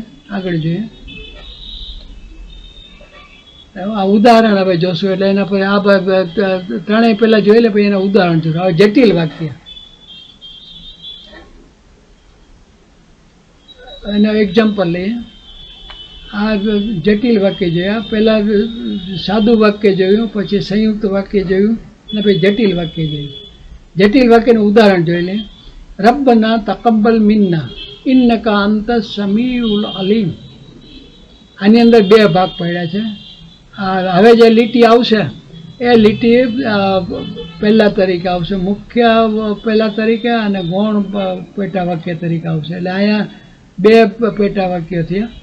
હવે આની અંદર આપણે જોઈએ રબ્બના તકબ્બલ મિન્ના એટલે અમારા તરફથી અમારા રબ અમારી તરફથી તેને સ્વીકારો. હવે આ શબ્દ જે છે આના પરથી આપણે એને પૂરેપૂરો એકલું હોય આ વાક્ય એકલું જ હોય તો પણ આપણે એનું મિનિંગ સમજી જાય ને આ સ્વતંત્ર વાક્ય તરીકે પણ આનો ઉપયોગ કરી શકાય. રબ એટલે પરવરદિગારને ના પ્રત્યે આવ્યું સર્વનામનું, ના એટલે અમે અમારા, રબ્બના અમારા, તકબ્બલ આજ્ઞા છે એટલે સામેવાળે બીજો પુરુષ છે તો તકબ્બલો ને બદલે ખાલી બે ને લામને જોડી દેવાય એટલે આજ્ઞા તો આજીજી બની જાય. અને મીન અને ના એટલે મીન શબ્દ છે એ અને ના બંને મળીને મેં એક વાર અગાઉ બતાવ્યું હતું કે મીન અને ના એમાં આ બંને નૂન જોડાઈને ઉપર આ નિશાની આવી જાય એટલે મીન એટલે ફ્રોમ અને ના એટલે અમારી, અમારી તરફથી એટલે અમારા રબ અમારી તરફથી તકબ્બલ કબૂલ કરો અને મીનના એટલે અમારી તરફથી. પછી કારણ કે અધ્યાર તરીકે છે વાક્યના પહેલા તરીકે આપણે પહેલાં ગુજરાતીના ઓલા તરીકે લીધું છે. આનામાં બેશક શબ્દ આવી જાય છે એટલે કારણ કે શબ્દ નથી બતાવ્યું. એટલે ઇન્ના એટલે બેશક ને કા એટલે તમારું આની સાથે બીજો પુરુષ એક વચન તું અથવા અલ્લાહ તરીકે એટલે તું એક વચનમાં જાય. ઇન્ન કા અંત એટલે કે તમે તું. બેશક અહીંયા પણ આની સાથે પણ કા છે ને અહીંયા પણ છે એટલે ડબલ ભાર દેવા માટે બેશક તું જ. સમી અલ સમી ઉલ અલીમ તમે સર્વ સાંભળનાર અને બધું જાણનાર છો. સૂરા બકરાની 127મી આયત છે. આને આપણે ફરીથી અહીંયા પહેલા તરીકે જોઈ લઈએ. રબ્બના તકબ્બલ મિન્ના આ વાક્યમાં શું કહેવામાં આવે છે તેનો મતલબ બરાબર સમજી શકાય છે, તેથી તે મુખ્ય વાક્ય છે. મેં શરૂઆતમાં જે તમને કીધું તે રીતે. પરંતુ ઇન્નકા અંત સમીઉલ અલીમ એટલે કે બેશક તમે સર્વ સાંભળનાર અને બધું જાણનાર. સાંભળનાર અને જાણનાર છે પણ અસમી અલ આવ્યો હોય એટલે કે તમે સર્વ અને તમે અલીમ એટલે ઇલ્મવાળા એટલે જાણનાર અને સાંભળનાર, આમાં બધું જાણનાર અલ શબ્દ ખાસ નામ તરીકે આવ્યું. એટલે કે અહીંયા તમે સર્વ સાંભળનાર ને બધું જાણનાર છો એ તો ઠીક છે, પણ આ શેને માટે કહેવામાં આવે છે એનું કંઈ ખાસ સમજાતું નથી. એટલે કે આ વાક્ય, આ ક્લોઝ છે, બીજો ક્લોઝ એ પેટા વાક્ય, ગૌણ સંયોજક પેટા વાક્ય તરીકે આવે છે, જેનો પૂરો અર્થ સમજવા માટે મુખ્ય વાક્ય જરૂરી હોવાથી આને પેટા વાક્ય કહેવામાં આવે છે. અને આ મુખ્ય વાક્ય છે, કારણ કે આમાંથી આપણે બધું સમજાઈ જાય છે. આ પહેલામાં આવ્યા એમાં બધું સમજાઈ ગયું. એટલે કે આ તેનો પૂરો અર્થ સમજવા માટે મુખ્ય વારી, એટલે આને અર્થ પૂરેપૂરો સમજવો હોય તો આ મુખ્ય વાક્યની સાથે આને જોડીએ તો પછી આનું પૂરું વાક્ય સમજાઈ જાય. એટલા માટે મુખ્ય વાક્ય જરૂરી હોવાથી તે ગૌણ પેટા વાક્ય છે. અને ઇન્નકા છે એ ગૌણ સંયોજક તરીકે છે થી શરૂ થાય છે, સબઓર્ડિનેટેડ ગૌણ સંયોજક છે. ઇન્ના ઉપરથી ઇન બેશક અને તમે, એટલે કે ઇન્નકા અહીંથી શરૂઆત ઇન્નાથી થાય છે એટલે આના સંયોજક તરીકે છે. આગળ જોઈએ, આમાં તો મને ત્યાં ધીરે ધીરે સમજાઈ જશે. બીજો એક્ઝામ્પલ લઈએ, હોલ્લાહુલ્લઝી લા ઇલાહા ઇલ્લાહુ. આયા હે શબ્દ સફેદ કલર બદલી ગયા છે. હે વાવ પેસ હોવા છે, હે પેસ ને વાવ જબર. હોવા એટલે કે તે અલ્લાહ છે કે જેના સિવાય કોઈ ઇબાદતને લાયક નથી. આમાં છે ને લા એટલે નથી, ઇલાહા એટલે કે ઇબાદતને માટે, ઇલ્લા સિવાય કે હોવા એટલે કે તે, એટલે કે અલ્લાહ, તે અલ્લાહ છે સિવાય કોઈ એને લાયક નથી. અલ્લજી આ શબ્દ આ છે, આ સંયોજક તરીકે છે અને પહેલા તરીકે છે. અને અલ્લજી શબ્દ છે એ અહીંયા તે કે છે તે જેના સિવાય જે આપણે વાપરીએ છીએ એ શબ્દ આમાં આવે છે. કોઈ ઇબાદતને લાયક નથી, આ એને જોડે છે. એટલે કે અહીં પહેલું વાક્ય જોઈએ, હોલ્લાહો તે અલ્લાહ છે, જે મુખ્ય પેટા વાક્ય છે, કારણ કે તેનો અર્થ પૂરેપૂરો સમજી શકાય છે. તે અલ્લાહ છે એટલે સમજાઈ જાય, એમાં કંઈ કોઈ પ્રોબ્લેમ નથી. અલ્લજી લા ઇલાહા ઇલ્લા હોવા એ ગૌણ સંયોજક છે અને તે અલ્લજીથી આ પેટા વાક્ય જોડાયેલ છે, જેનો સંપૂર્ણ અર્થ સમજાતો નથી, તેથી તે ગૌણ પેટા વાક્ય તેના સિવાય કોઈ ઇબાદતને લાયક, તે કે જેના સિવાય કોઈ ઇબાદતને લાયક નથી, એમાં કોઈ ઇબાદતને લાયક નથી એ શબ્દ પેટા વાક્ય છે એ સમજાતું નથી. પણ અલ્લજીથી આને જોડી દો એટલે કે આના સાથે આ જોડાઈ જાય તો આ મુખ્ય વાક્ય થયું ને આ ગૌણ વાક્ય થયું ને પછી બંને સાથે મળી અને તેનો અર્થ સમજાઈ જાય છે. અલ્લજીથી આ પેટા વાક્ય જોડાયેલ છે, તેનો અર્થ સંપૂર્ણપણે સમજાતો નથી, એટલે કે આનો, તેથી તે ગૌણ પેટા વાક્ય છે. આમ એક મુખ્ય અને ગૌણ પેટા વાક્ય મળીને પૂર્ણ વાક્ય બને છે, એટલે તે જટિલ વાક્ય થયું, કોમ્પ્લેક્સ સેન્ટેન્સ થયું. પહેલામાં બે સરખા પહેલાં હતા, જ્યારે આમાં એક મુખ્ય અને ગૌણ એ રીતે આવે છે. એ રીતે આમાં બે જ હતા, પણ એક વધુ આપણે લઈએ કે બીજું એક્ઝામ્પલ, કદ અફલહલ મોમિનૂન અલ્લઝીના હુમ ફી સલાતહિમ ખાશિઉન. આની પણ આપણે અગાઉ ચર્ચા કરેલ છે અને ફરીથી આને જોઈ લઈએ. અહીંયા અલ્લજી શબ્દ આવે છે એટલે આ જોડાય છે, એટલે હવે તો આપણે ખ્યાલ આવી ગયો છે કે આનાથી પેટા વાક્ય, બે પેટા વાક્ય જોડાય છે. હવે અમે જોઈએ કે ખરેખર કામયાબ એટલે કે સક્સેસફુલ તે ઈમાનવાળાઓ છે, ઈમાનવાળા લોકો છે કે જેઓ સત્યનિષ્ઠા અને સંપૂર્ણ સમર્પણથી પોતાની નમાજો અદા કરે છે. હવે આની અંદર તો હવે તો આ એક્ઝામ્પલ જોઈએ એટલે આમાંથી આપણને સમજાઈ જશે. 23મી સુરતની 182માં આયત છે. આ ઉદાહરણમાં પહેલું વાક્ય પેટા વાક્ય છે અને ગૌણ સંયોજક અલ્લજીથી જોડાયેલું બીજું વાક્ય ગૌણ પેટા વાક્ય છે. એટલે કે આ સમર્પણ છે, આ ઉદાહરણ પહેલું પેટા વાક્ય મુખ્ય છે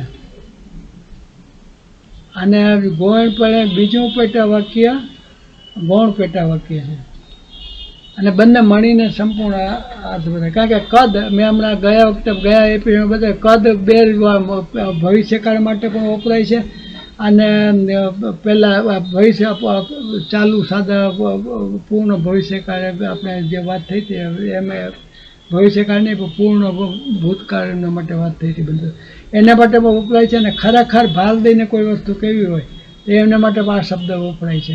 નફલા એટલે કે તે કામયાબ છે એ ઈમાનવાળાઓ મોમીનો કે જેવો એટલે કે અલ લજીના છે એ આનાથી જોડાય છે કે સત્યનિષ્ઠા અને સંપૂર્ણ સમર્પણથી પોતાની નમાજો અદા કરે છે.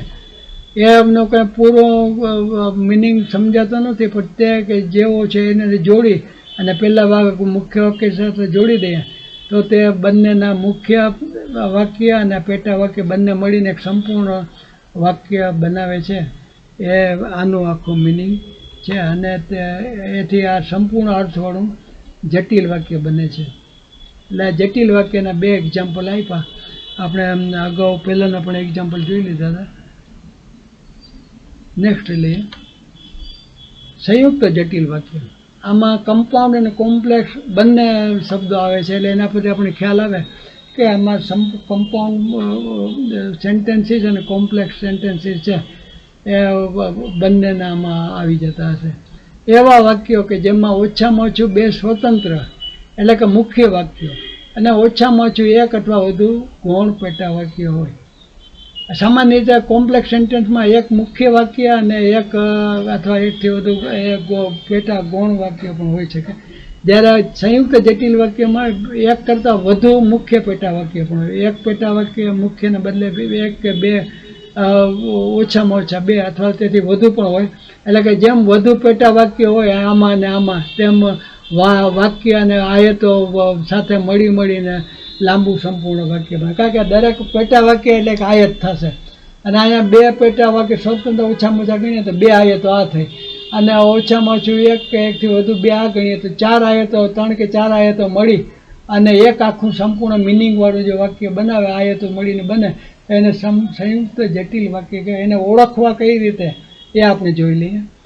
આ એક્ઝામ્પલ છે આમાં સૂરા બકરાની 11મી આયત છે. વો એઝા કીલા લહુમ લા તુફસદુ ફિલ અર્દે કાલુ ઇન્નમા નહનુ મુસ્લિહૂન.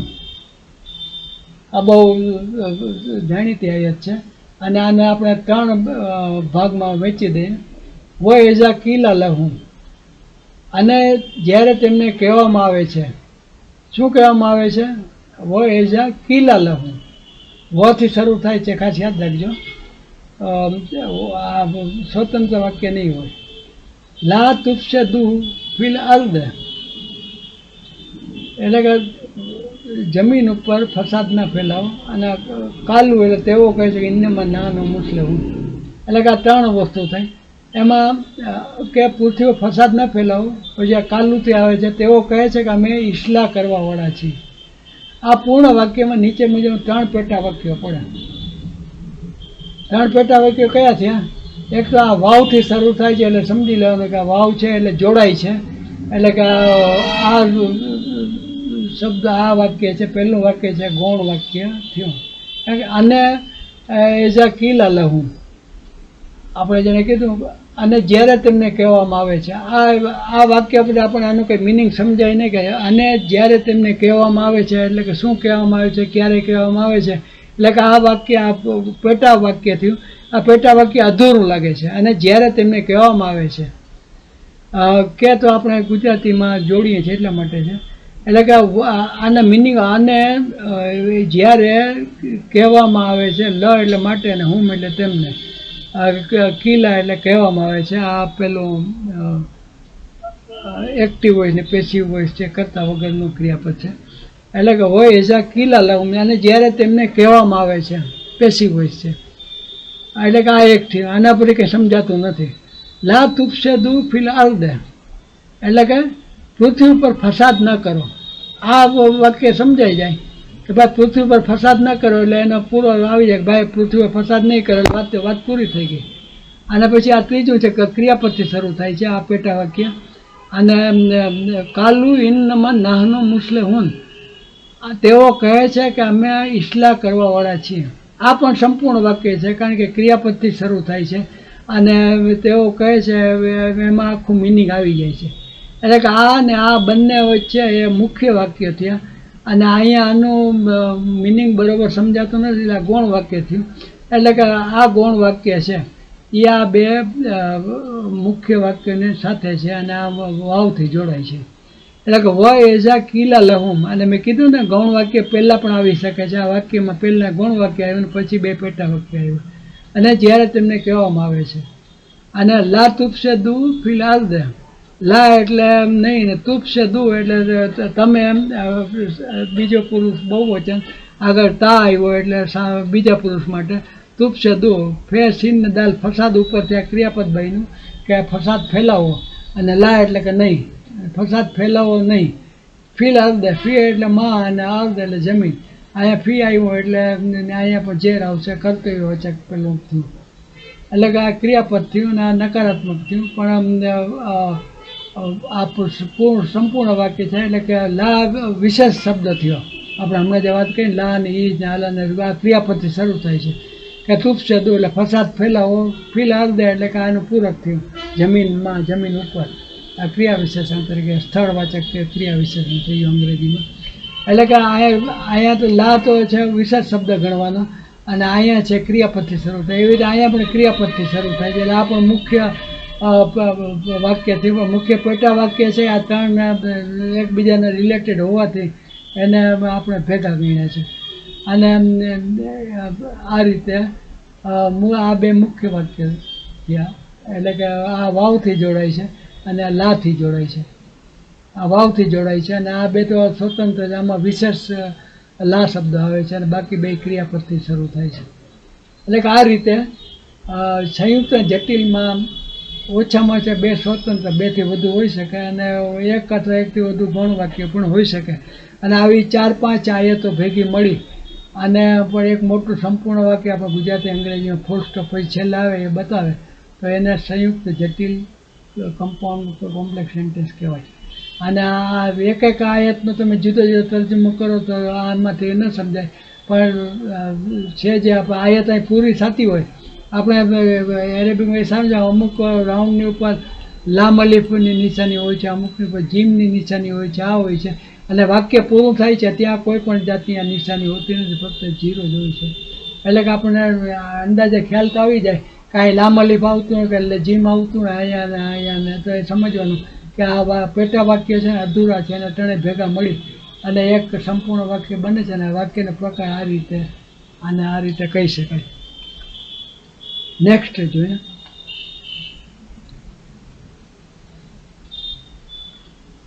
સૂરા ઇખલાસની વાત કરીએ. આખી હવે પહેલાં આયતો લીધી હતી, આખી સુરત જ લઈ લે, નાની સુરત જ. એટલે કેમ બીજા કુલ્હુ અહદ, જ્યાં મેં કીધું ને જેમ આમાં નિશાની મેં બતાવી છે. અલ્લાહુ સમદ, લમ યલિદ વલમ યુલદ વલમ યકુલ લહુ કુફુવન અહદ. એ મોહમ્મદ સલ્લલ્લાહુ અલૈહિ વસલ્લમ આ કુલ એટલે કે આજ્ઞાર્થ છે, કહો. પણ એ આપણે આજ્ઞાર્થ તરીકે હોય છે, અલ્લાહ તાલા હુજુર શાસનને જ કહે છે. એટલે અહીંયા કુલ તરીકે જ બતાવ્યું છે. આપની ઉપર આ સુરત નાઝિલ થાય છે એટલે આપને જ આદેશ છે. કુલ હો અલ્લાહ, કહો તે અલ્લાહ એક છે. કુલ એટલે કહો, હોવા એટલે તે, અલ્લાહ એટલે અલ્લાહ ને અહદ એટલે એક છે. અલ્લાહુ ને અહદુન. અલ્લાહ આની પર પેશ છે, આની પર બે પેશ છે, એટલે બે કરતા તરીકે છે. કહો કે તે અલ્લાહ એક છે. અલ્લાહ બે નિયાસ છે. અલ્લાહુ સમદ, આ પણ આની જેમ જ છે. અલ્લાહુ સમદ, અલ્લાહ બે નિયાસ છે, તેણે કોઈને જન્મ આપ્યો નથી. લમ યલિદ, લમ એટલે નહીં, નથી, નોટ. અને કોઈએ તેણે કોઈને જન્મ આપ્યો નથી, અને કોઈએ તેને જન્મ આપ્યો નથી. અહીંયા જો વાવ બંનેમાં આવશે. વલમ યુલદ, વલમ યુલદ વલમ યકુલ લહુ કુફુવન અહદ, અને તેને માટે કોઈ એક પણ તેની બરાબરનું નથી. હવે આના ઉપરથી આપણે એમ કહી શકીએ કે આ બે ઠેકાણે વાવ આવે છે, એટલે બે સ્વતંત્ર પેલા વાક્યો થયા. એટલે કે આ સંયુક્ત જટિલ વાક્ય કેવા છે, આ બે સ્વતંત્ર વાક્ય થઈ ગયા. આ ને આ આપણે જોઈએ, આગળ ચર્ચા કરીએ. આ સુરતમાં કુલ અલ્લાહુ અહદ, અલ્લાહુ સમદ, કુલ અલ્લાહુ અહદ અને અલ્લાહુ સમદ બંને જીમ છે. અને સંયુક્ત જટિલ કોમ્પ્લેક્સ છે, જેમાં 3 પેટા વાક્યો છે. પહેલું પેટા વાક્ય કુલ છે, એટલે કે આપ એટલે કહો, એ ગૌણ પેટા વાક્ય છે. કારણ કે એનાથી શું કહેવાનું છે તે પૂરેપૂરું સમજાતું નથી. આજ્ઞાત વાક્યમાં આ ખાસ જોજો, યાદ રાખજો, આજ્ઞાત વાક્યમાં કર્તા એટલે કે સામેવાળી વ્યક્તિ તું અથવા તમે હોય છે અને તે ક્રિયાપદમાં ગર્ભિત હોય છે. મેં હમણાં જે વાત કરી હતી પહેલાંમાં ઊભો થા અને બેસી જાને એક્ઝામ્પલ આપ્યા હતા, તેમાં જે સામેવાળી વ્યક્તિ હોય એ ગર્ભિત હોય છે. એટલે કુલ છે એટલે કે કુલ એટલે કહો એટલે કે આપ કહો, એટલે એ એક વાક્ય થયું.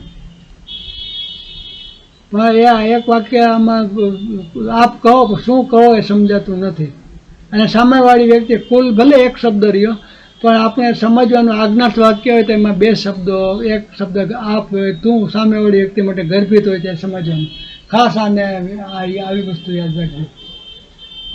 આજ્ઞાત વાક્યમાં કરતા સામેવાળી વ્યક્તિ તું અથવા તમે હોય છે તે ક્રિયાપદમાં ગર્ભિત હોય છે. હમણાં જ મેં આની પહેલાં આવવાનું હતું એટલે મેં અગાઉથી તમને યાદ આવ્યું એટલે એ બેકગ્રાઉન્ડ પણ આપ્યું હતું. તેના પછીના બીજા બંને વાક્યમાં હોલ્લાહુ અહદ અને અલ્લાહુ સમદ, કુલ આ જુદું પાડી દે. અને હોલ્લાહુ આ લાલ કલર જો કે અપાઈ ગયો છે પણ હવે આ જુદું છે, બાકી આખું જુદું છે અને બીજો કલર આપવાની જરૂર હતી. અને અલ્લાહુ સમદ આ બંને સ્વતંત્ર મુખ્ય વાક્ય છે. હોલ્લાહુ અહદ એટલે કે તે એક છે, આ આપણે સમજાય જાય કે તે એક છે, બરાબર છે. અને અલ્લાહ બે નિયત છે, બે નિયત એટલે વચ્ચે ડેશ આવશે, બે નિયત છે. આ પણ વાક્ય છે સ્વતંત્ર સમજાઈ જાય છે. એટલે કે આ તું અને પછી ક્રિયાપદ તેના પછી બીજા બે વાક્યો આ બંને સ્વતંત્ર મુખ્ય વાક્યો ઇન્ડિપેન્ડન્ટ ક્લોઝ છે. આ રીતે બે મુખ્ય અને એક ગૌણ વાક્ય મળીને એક સંયુક્ત જટિલ વાક્ય બનાવે છે. તે પછીની આયતો જોઈએ તો અલ્લાહુ સમદ, પછી એના લમ યલિદ વલમ યુલદ વલમ એ આપણે આમાં જગ્યા નથી એટલે આગલા પેજ ઉપર લીધી છે. લમ યુલદ વલમ યુલદ વલમ યકુલ લહુ કુફુવન અહદ, અહીંથી આપણે બે ભાગ પાડીએ. ત્યાં તો આપણે પેલું થઈ ગયું, બે સ્વતંત્ર વાક્ય અને એક પહેલું વાક્ય હતું. ને અહીંયા આ સંયુક્ત વાક્ય છે, એકબીજા સાથે સંબંધિત ત્રણ સ્વતંત્ર પેટા વાક્યો વાવથી જોડીને બનાવેલ છે. એટલે કે અહીંયા આ રીતે વલમ યુલદ વલમ યકુલ લહુ કુફુવન રહી ગયું છે. એટલે કે આ ત્રણ સ્વતંત્ર ઇન્ડિપેન્ડન્ટ વાક્ય છે, વાવથી જોડાઈને પૂર્ણ વાક્ય બનાવે છે. એ પછીની સૂરા કૌસર જોઈએ. બિસ્મિલ્લાહિર રહેમાન ઇન્ના આતૈના કા અલ કૌસર ફસલ્લે લે રબ્બિકા વનહર ઇન્ના શાનિકા હુવલ અબતર. આપણે એક વસ્તુ કહી દઉં, આપણે ઉતાવળમાં બોલીએ છીએ એટલે ઇન્ના આતૈના કલ કૌસર બોલીએ છીએ. ઇન્ના આતૈના પછી રોકાઈ જાય છે ને કલ કૌસર બોલીએ છીએ.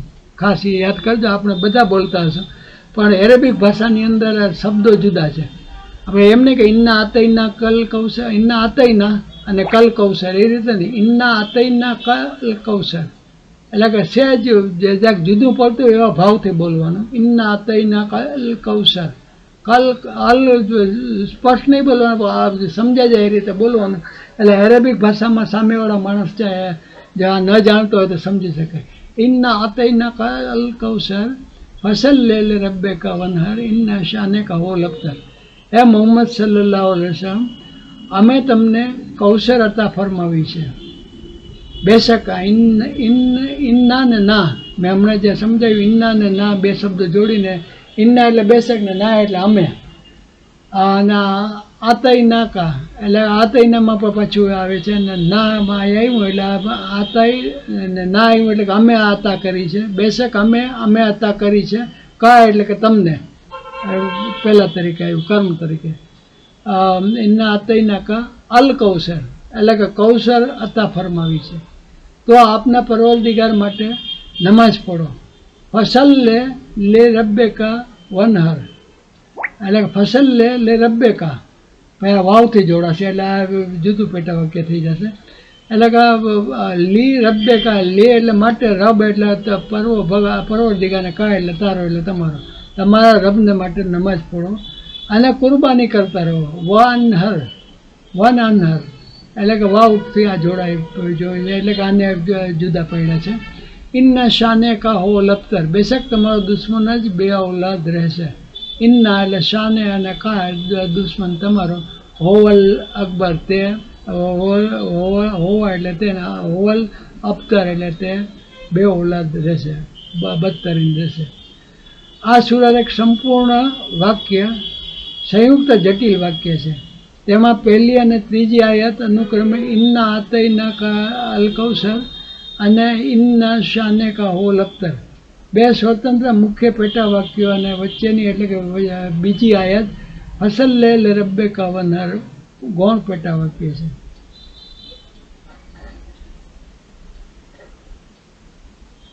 એટલે આ એક આવ્યું. પછી ઇન્ના શાને કા હોલ અખ્તર, આ બે આવ્યું. એ બે સ્વતંત્ર મુખ્ય પેટા વાક્યો છે. અને વચ્ચેની એટલે કે બીજી આયત ફસલ લે રબ્બે કા વનહર, એ ગૌણ પેટા વાક્ય છે. એટલે કે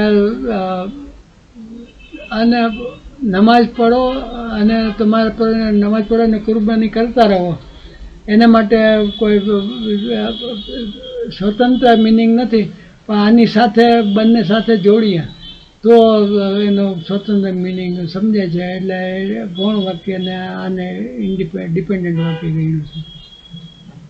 આ રીતે આગળ છે. શબે સૂરત કદ્ર, બિસ્મિલ્લાહિર રહમાનિર રહીમ, અને ઝડપથી લઈ લેશો. આની અંદર પણ ઘણી આ પેટા આયતો ફૂટતો પડી છે.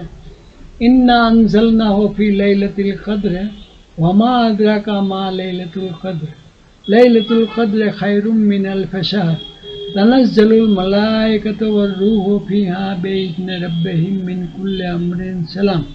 આખું અહીંથી ક્રિયાપદથી શરૂ થાય છે. ખાસ માર્ક જ આપણે અત્યારે વાક્યોના જે બંધારણ છે એમાં લાંબી આયત છે, એમાં બધા ફેક્ટર આવી જશે.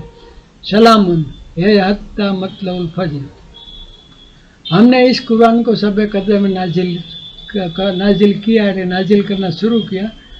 અહીંયા છે ઇન્ના અન્ઝલના હો, અહીંયા હો શબ્દ છે એ પહેલા તરીકે આવે છે, સર્વનામ તરીકે. એટલે કે તેને એટલે કે કુરાનને સમજવાનું છે, કુરાન માટે. ઓર તમે ક્યાં માલુમ કે શબે કદ્ર ક્યાં હે, અહીંયા જોજો કે વાવથી જોડાય છે, એટલે કે આ બે પેટા વાક્ય સંયુક્ત વાક્ય હશે. આગળ જોજો. शबे कद्र 1000 महीनों से बेहतर है, इसमें रूहुल अमीन और फरिश्ते हर काम के इंतज़ाम के लिए और अपने परवरदिगार के हुक्म से उतरते हैं. ये रात तुलुए सुबह तक अमान और सलामती है. આમાં કલર ઉપરથી જુદા જુદા પેલા ફેક્ટર જુદા પડ્યા છે, એ આપણે આગળ જોઈએ અને પછી આપણે આજના પહેલાંને પૂરું કરીએ. પહેલામાં વમા અદરાકા મા લૈલતુલ કદ્ર અને ઇન્ના અન્ઝલનાહુ ફી લૈલતુલ કદ્ર. એટલે કે અહીંથી આપણે ગુજરાતીમાં અહીંથી જોઈએ. ઇન્ના અન્ઝલનાહુ ફી લૈલતુલ કદ્ર એક આયત થઈ, અને વમા અદરાકા મા લૈલતુલ કદ્ર, આ બંને એકબીજા સાથે સંબંધ ધરાવતા સ્વતંત્ર મુખ્ય પેટા વાક્યો છે ને વાવ સાથે જોડેલા છે. આમાં વાવવાળું પેટા વાક્ય પહેલાં આવ્યું ને આ પછી આવ્યું, આ પહેલાં આવ્યું ને આના પછી આવે છે. સંયુક્ત વાક્ય બનાવે છે. આ બંને ઘણી ઇન્ના અન્ઝલનાહુ ફી લૈલતુલ કદ્ર વમા અદરાકા મા લૈલતુલ કદ્ર, એટલે આ એક સંયુક્ત વાક્ય થયું. લૈલતુલ કદ્ર ખૈરુમ મિન અલ્ફિ શહર, આ પૂર્ણ અર્થવાળું વાક્ય નામથી શરૂ થાય છે અને તે સાદું નામ વાચક નામ છે. લૈલતુલ કદ્ર એટલે કે અહીંથી નામથી શરૂ થાય છે, આમાં ક્રિયાપદ ક્યાંય આવતું નથી, એટલે કે આ નામવાચક વાક્ય જ છે. અને આ પહેલો આ બે સંયુક્ત બે પેટા વાક્ય મળીને સંયુક્ત વાક્ય બને છે વાવથી જોઈને. આ નો સામાન્ય નામવાચક સીધું એક જ વાક્ય છે. એટલે આ એક વાક્ય થયું, બે મળીને આ બીજું વાક્ય છે આયતમાં. પછી ત્યાર પછીના આયતમાં તનઝ્ઝલુલ મલાઇકતુ વર્રૂહુ ફીહા બિઇઝ્નિ રબ્બિહિમ મિન કુલ્લિ અમરિન સલામ. પણ પૂર્ણ અર્થવાળું અને ક્રિયાપદથી શરૂ થતું સાદું ક્રિયાવાચક વાક્ય છે. જેમ પહેલાં બે નામવાચક પહેલું હતું એવી રીતે અહીંયા ક્રિયાપદથી શરૂ થાય છે. તનઝીલુલ મલાઇકતુ એટલે કે કોણ ક્રિયાપદ છે, અને પેશ આવ્યું આની ઉપર, અને આની પર પેશ આવ્યું, એટલે આ બંને કર્તાઓ છે. અને ફિયા બિઇઝ્નિ રબ્બિહિમ મિન કુલ્લિ અમરિન સલામ, એટલે કે આ પૂર્ણ અર્થવાળું ક્રિયાપદથી શરૂ થતું સાદું ક્રિયાવાચક નામ. પહેલાં બે સાદા વાક્ય અને સંયુક્ત વાક્ય બન્યું, પછીનું આપણે જોયું તે નામવાચક સાદું વાક્ય હતું અને આ ક્રિયાવાચક સાદું નામ છે. આ આયત છે ને ખાસ આ શીખવા માટે મેં એટલા માટે પસંદ કરી છે. અને છેલ્લી આયત હે હત્તા મતલઈ ફજર નો મતલબ પણ સ્વતંત્ર છે અને તે પૂર્ણ અર્થવાળું વાક્ય સર્વનામથી શરૂ થાય છે અને તે સાદું નામવાચક વાક્ય છે. અહીંયા પણ આ હે એટલે કે તે રાત્રિ છે એટલે હે હોવાને બદલે હે છે સ્ત્રીવાચક છે. હત્તા એટલે કે બેશક મતલ ઇલ ફજર એટલે ફજર તે લામ ને એન તુલું રૂટવર્ડ છે એના પરથી ફજર તુલું થાય ત્યાં સુધી એટલે એ પણ સાદું નામવાચક હોય. એટલે કે આ સાદું નામવાચક વાક્ય થયું સર્વનામથી શરૂ થાય છે.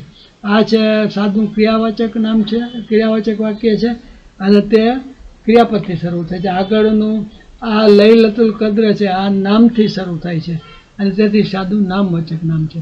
અને આ બે સાદા પેટા વાક્યો છે અને બે સાદા પેટા વાક્યો બંને સ્વતંત્ર અર્થવાળા છે પણ વાવ સાથે મળી અને વધુ સારો એકબીજા સાથે રિલેટેડ છે એટલે વધુ સારું મિનિંગ બતાવે છે અને વાવથી જોડેલા છે એટલા માટે એ કમ્પાઉન્ડ સેન્ટેન્સ છે. એટલે કે આ રીતે આ સુરત છે એ આપણે સાદા વાક્ય અને ક્રિયાવાચક વાક્યોને સમજવા માટે બહુ સારી છે. અને આપ પણ આના શબ્દ મેં જેમ હવે આમાં આપણે એટલો ટાઈમ નથી એટલે આને એક પેલું કેવું કરતા અને વિધેય ને એને પ્રમાણે જુદા પાડી નથી બતાવ્યા. આપ આપની રીતે અત્યાર સુધી સમજે એ પ્રમાણે આ જે આવા વાક્યો છે એને તમે ટ્રાય કરજો જોવા માટે કે આ છે કરતા નામવાચક વાક્ય તો પેલા કરતા જ આવે અને પછી એમને બીજા શબ્દો આવતા હોય છે. એટલે કે આ રીતે આજના આપણા એપિસોડ અરબી વ્યાકરણ વિશેષાંક ભાગ 3 પૂરો થાય છે.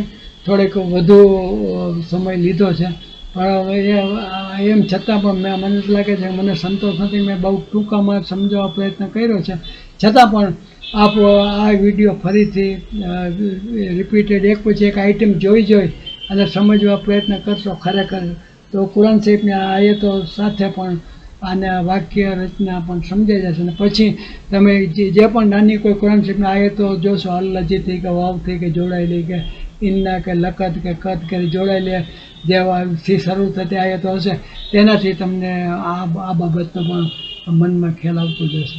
આમાં હવે બહુ ઝાઝો સમય થઈ ગયો એટલે આપનો બહુ સમય નહીં લઉં પણ એટલો આશા રાખીશ કે આપ આ મારા જે પ્રયત્ન મેં કર્યો છે 3 ભાગમાં અરેબિક ગ્રામરને એ ગ્રામરને ફરીને જોઈ અને ગ્રામરને આપનું નોલેજ અરેબિક ભાષાનું વધુમાં વધુ પુષ્ટ બનાવવા પ્રયત્ન કરશો તો મને આનંદ થશે અને હું સમજીશ કે મને મારી આ મહેનતનો બદલો તમે આ રીતે તમે પોતે સમજી જાઓ તો મને મળી જશે એવી તમારી પાસેથી અપેક્ષા રાખું છું. અને આજના આ 65મા એપિસોડને આપણે અહીં વિરામ આપી છે. નેક્સ્ટ એપિસોડમાં નવી સુરત સાથે આપણે ફરીથી મળીશું. ત્યાં સુધી રજા આપશે. ખુશ રહો, સુખ રહો, સુખી રહો, સલામત રહો અને આપના બાળકોનો બાળ બચ્ચાનો ખ્યાલ રાખો.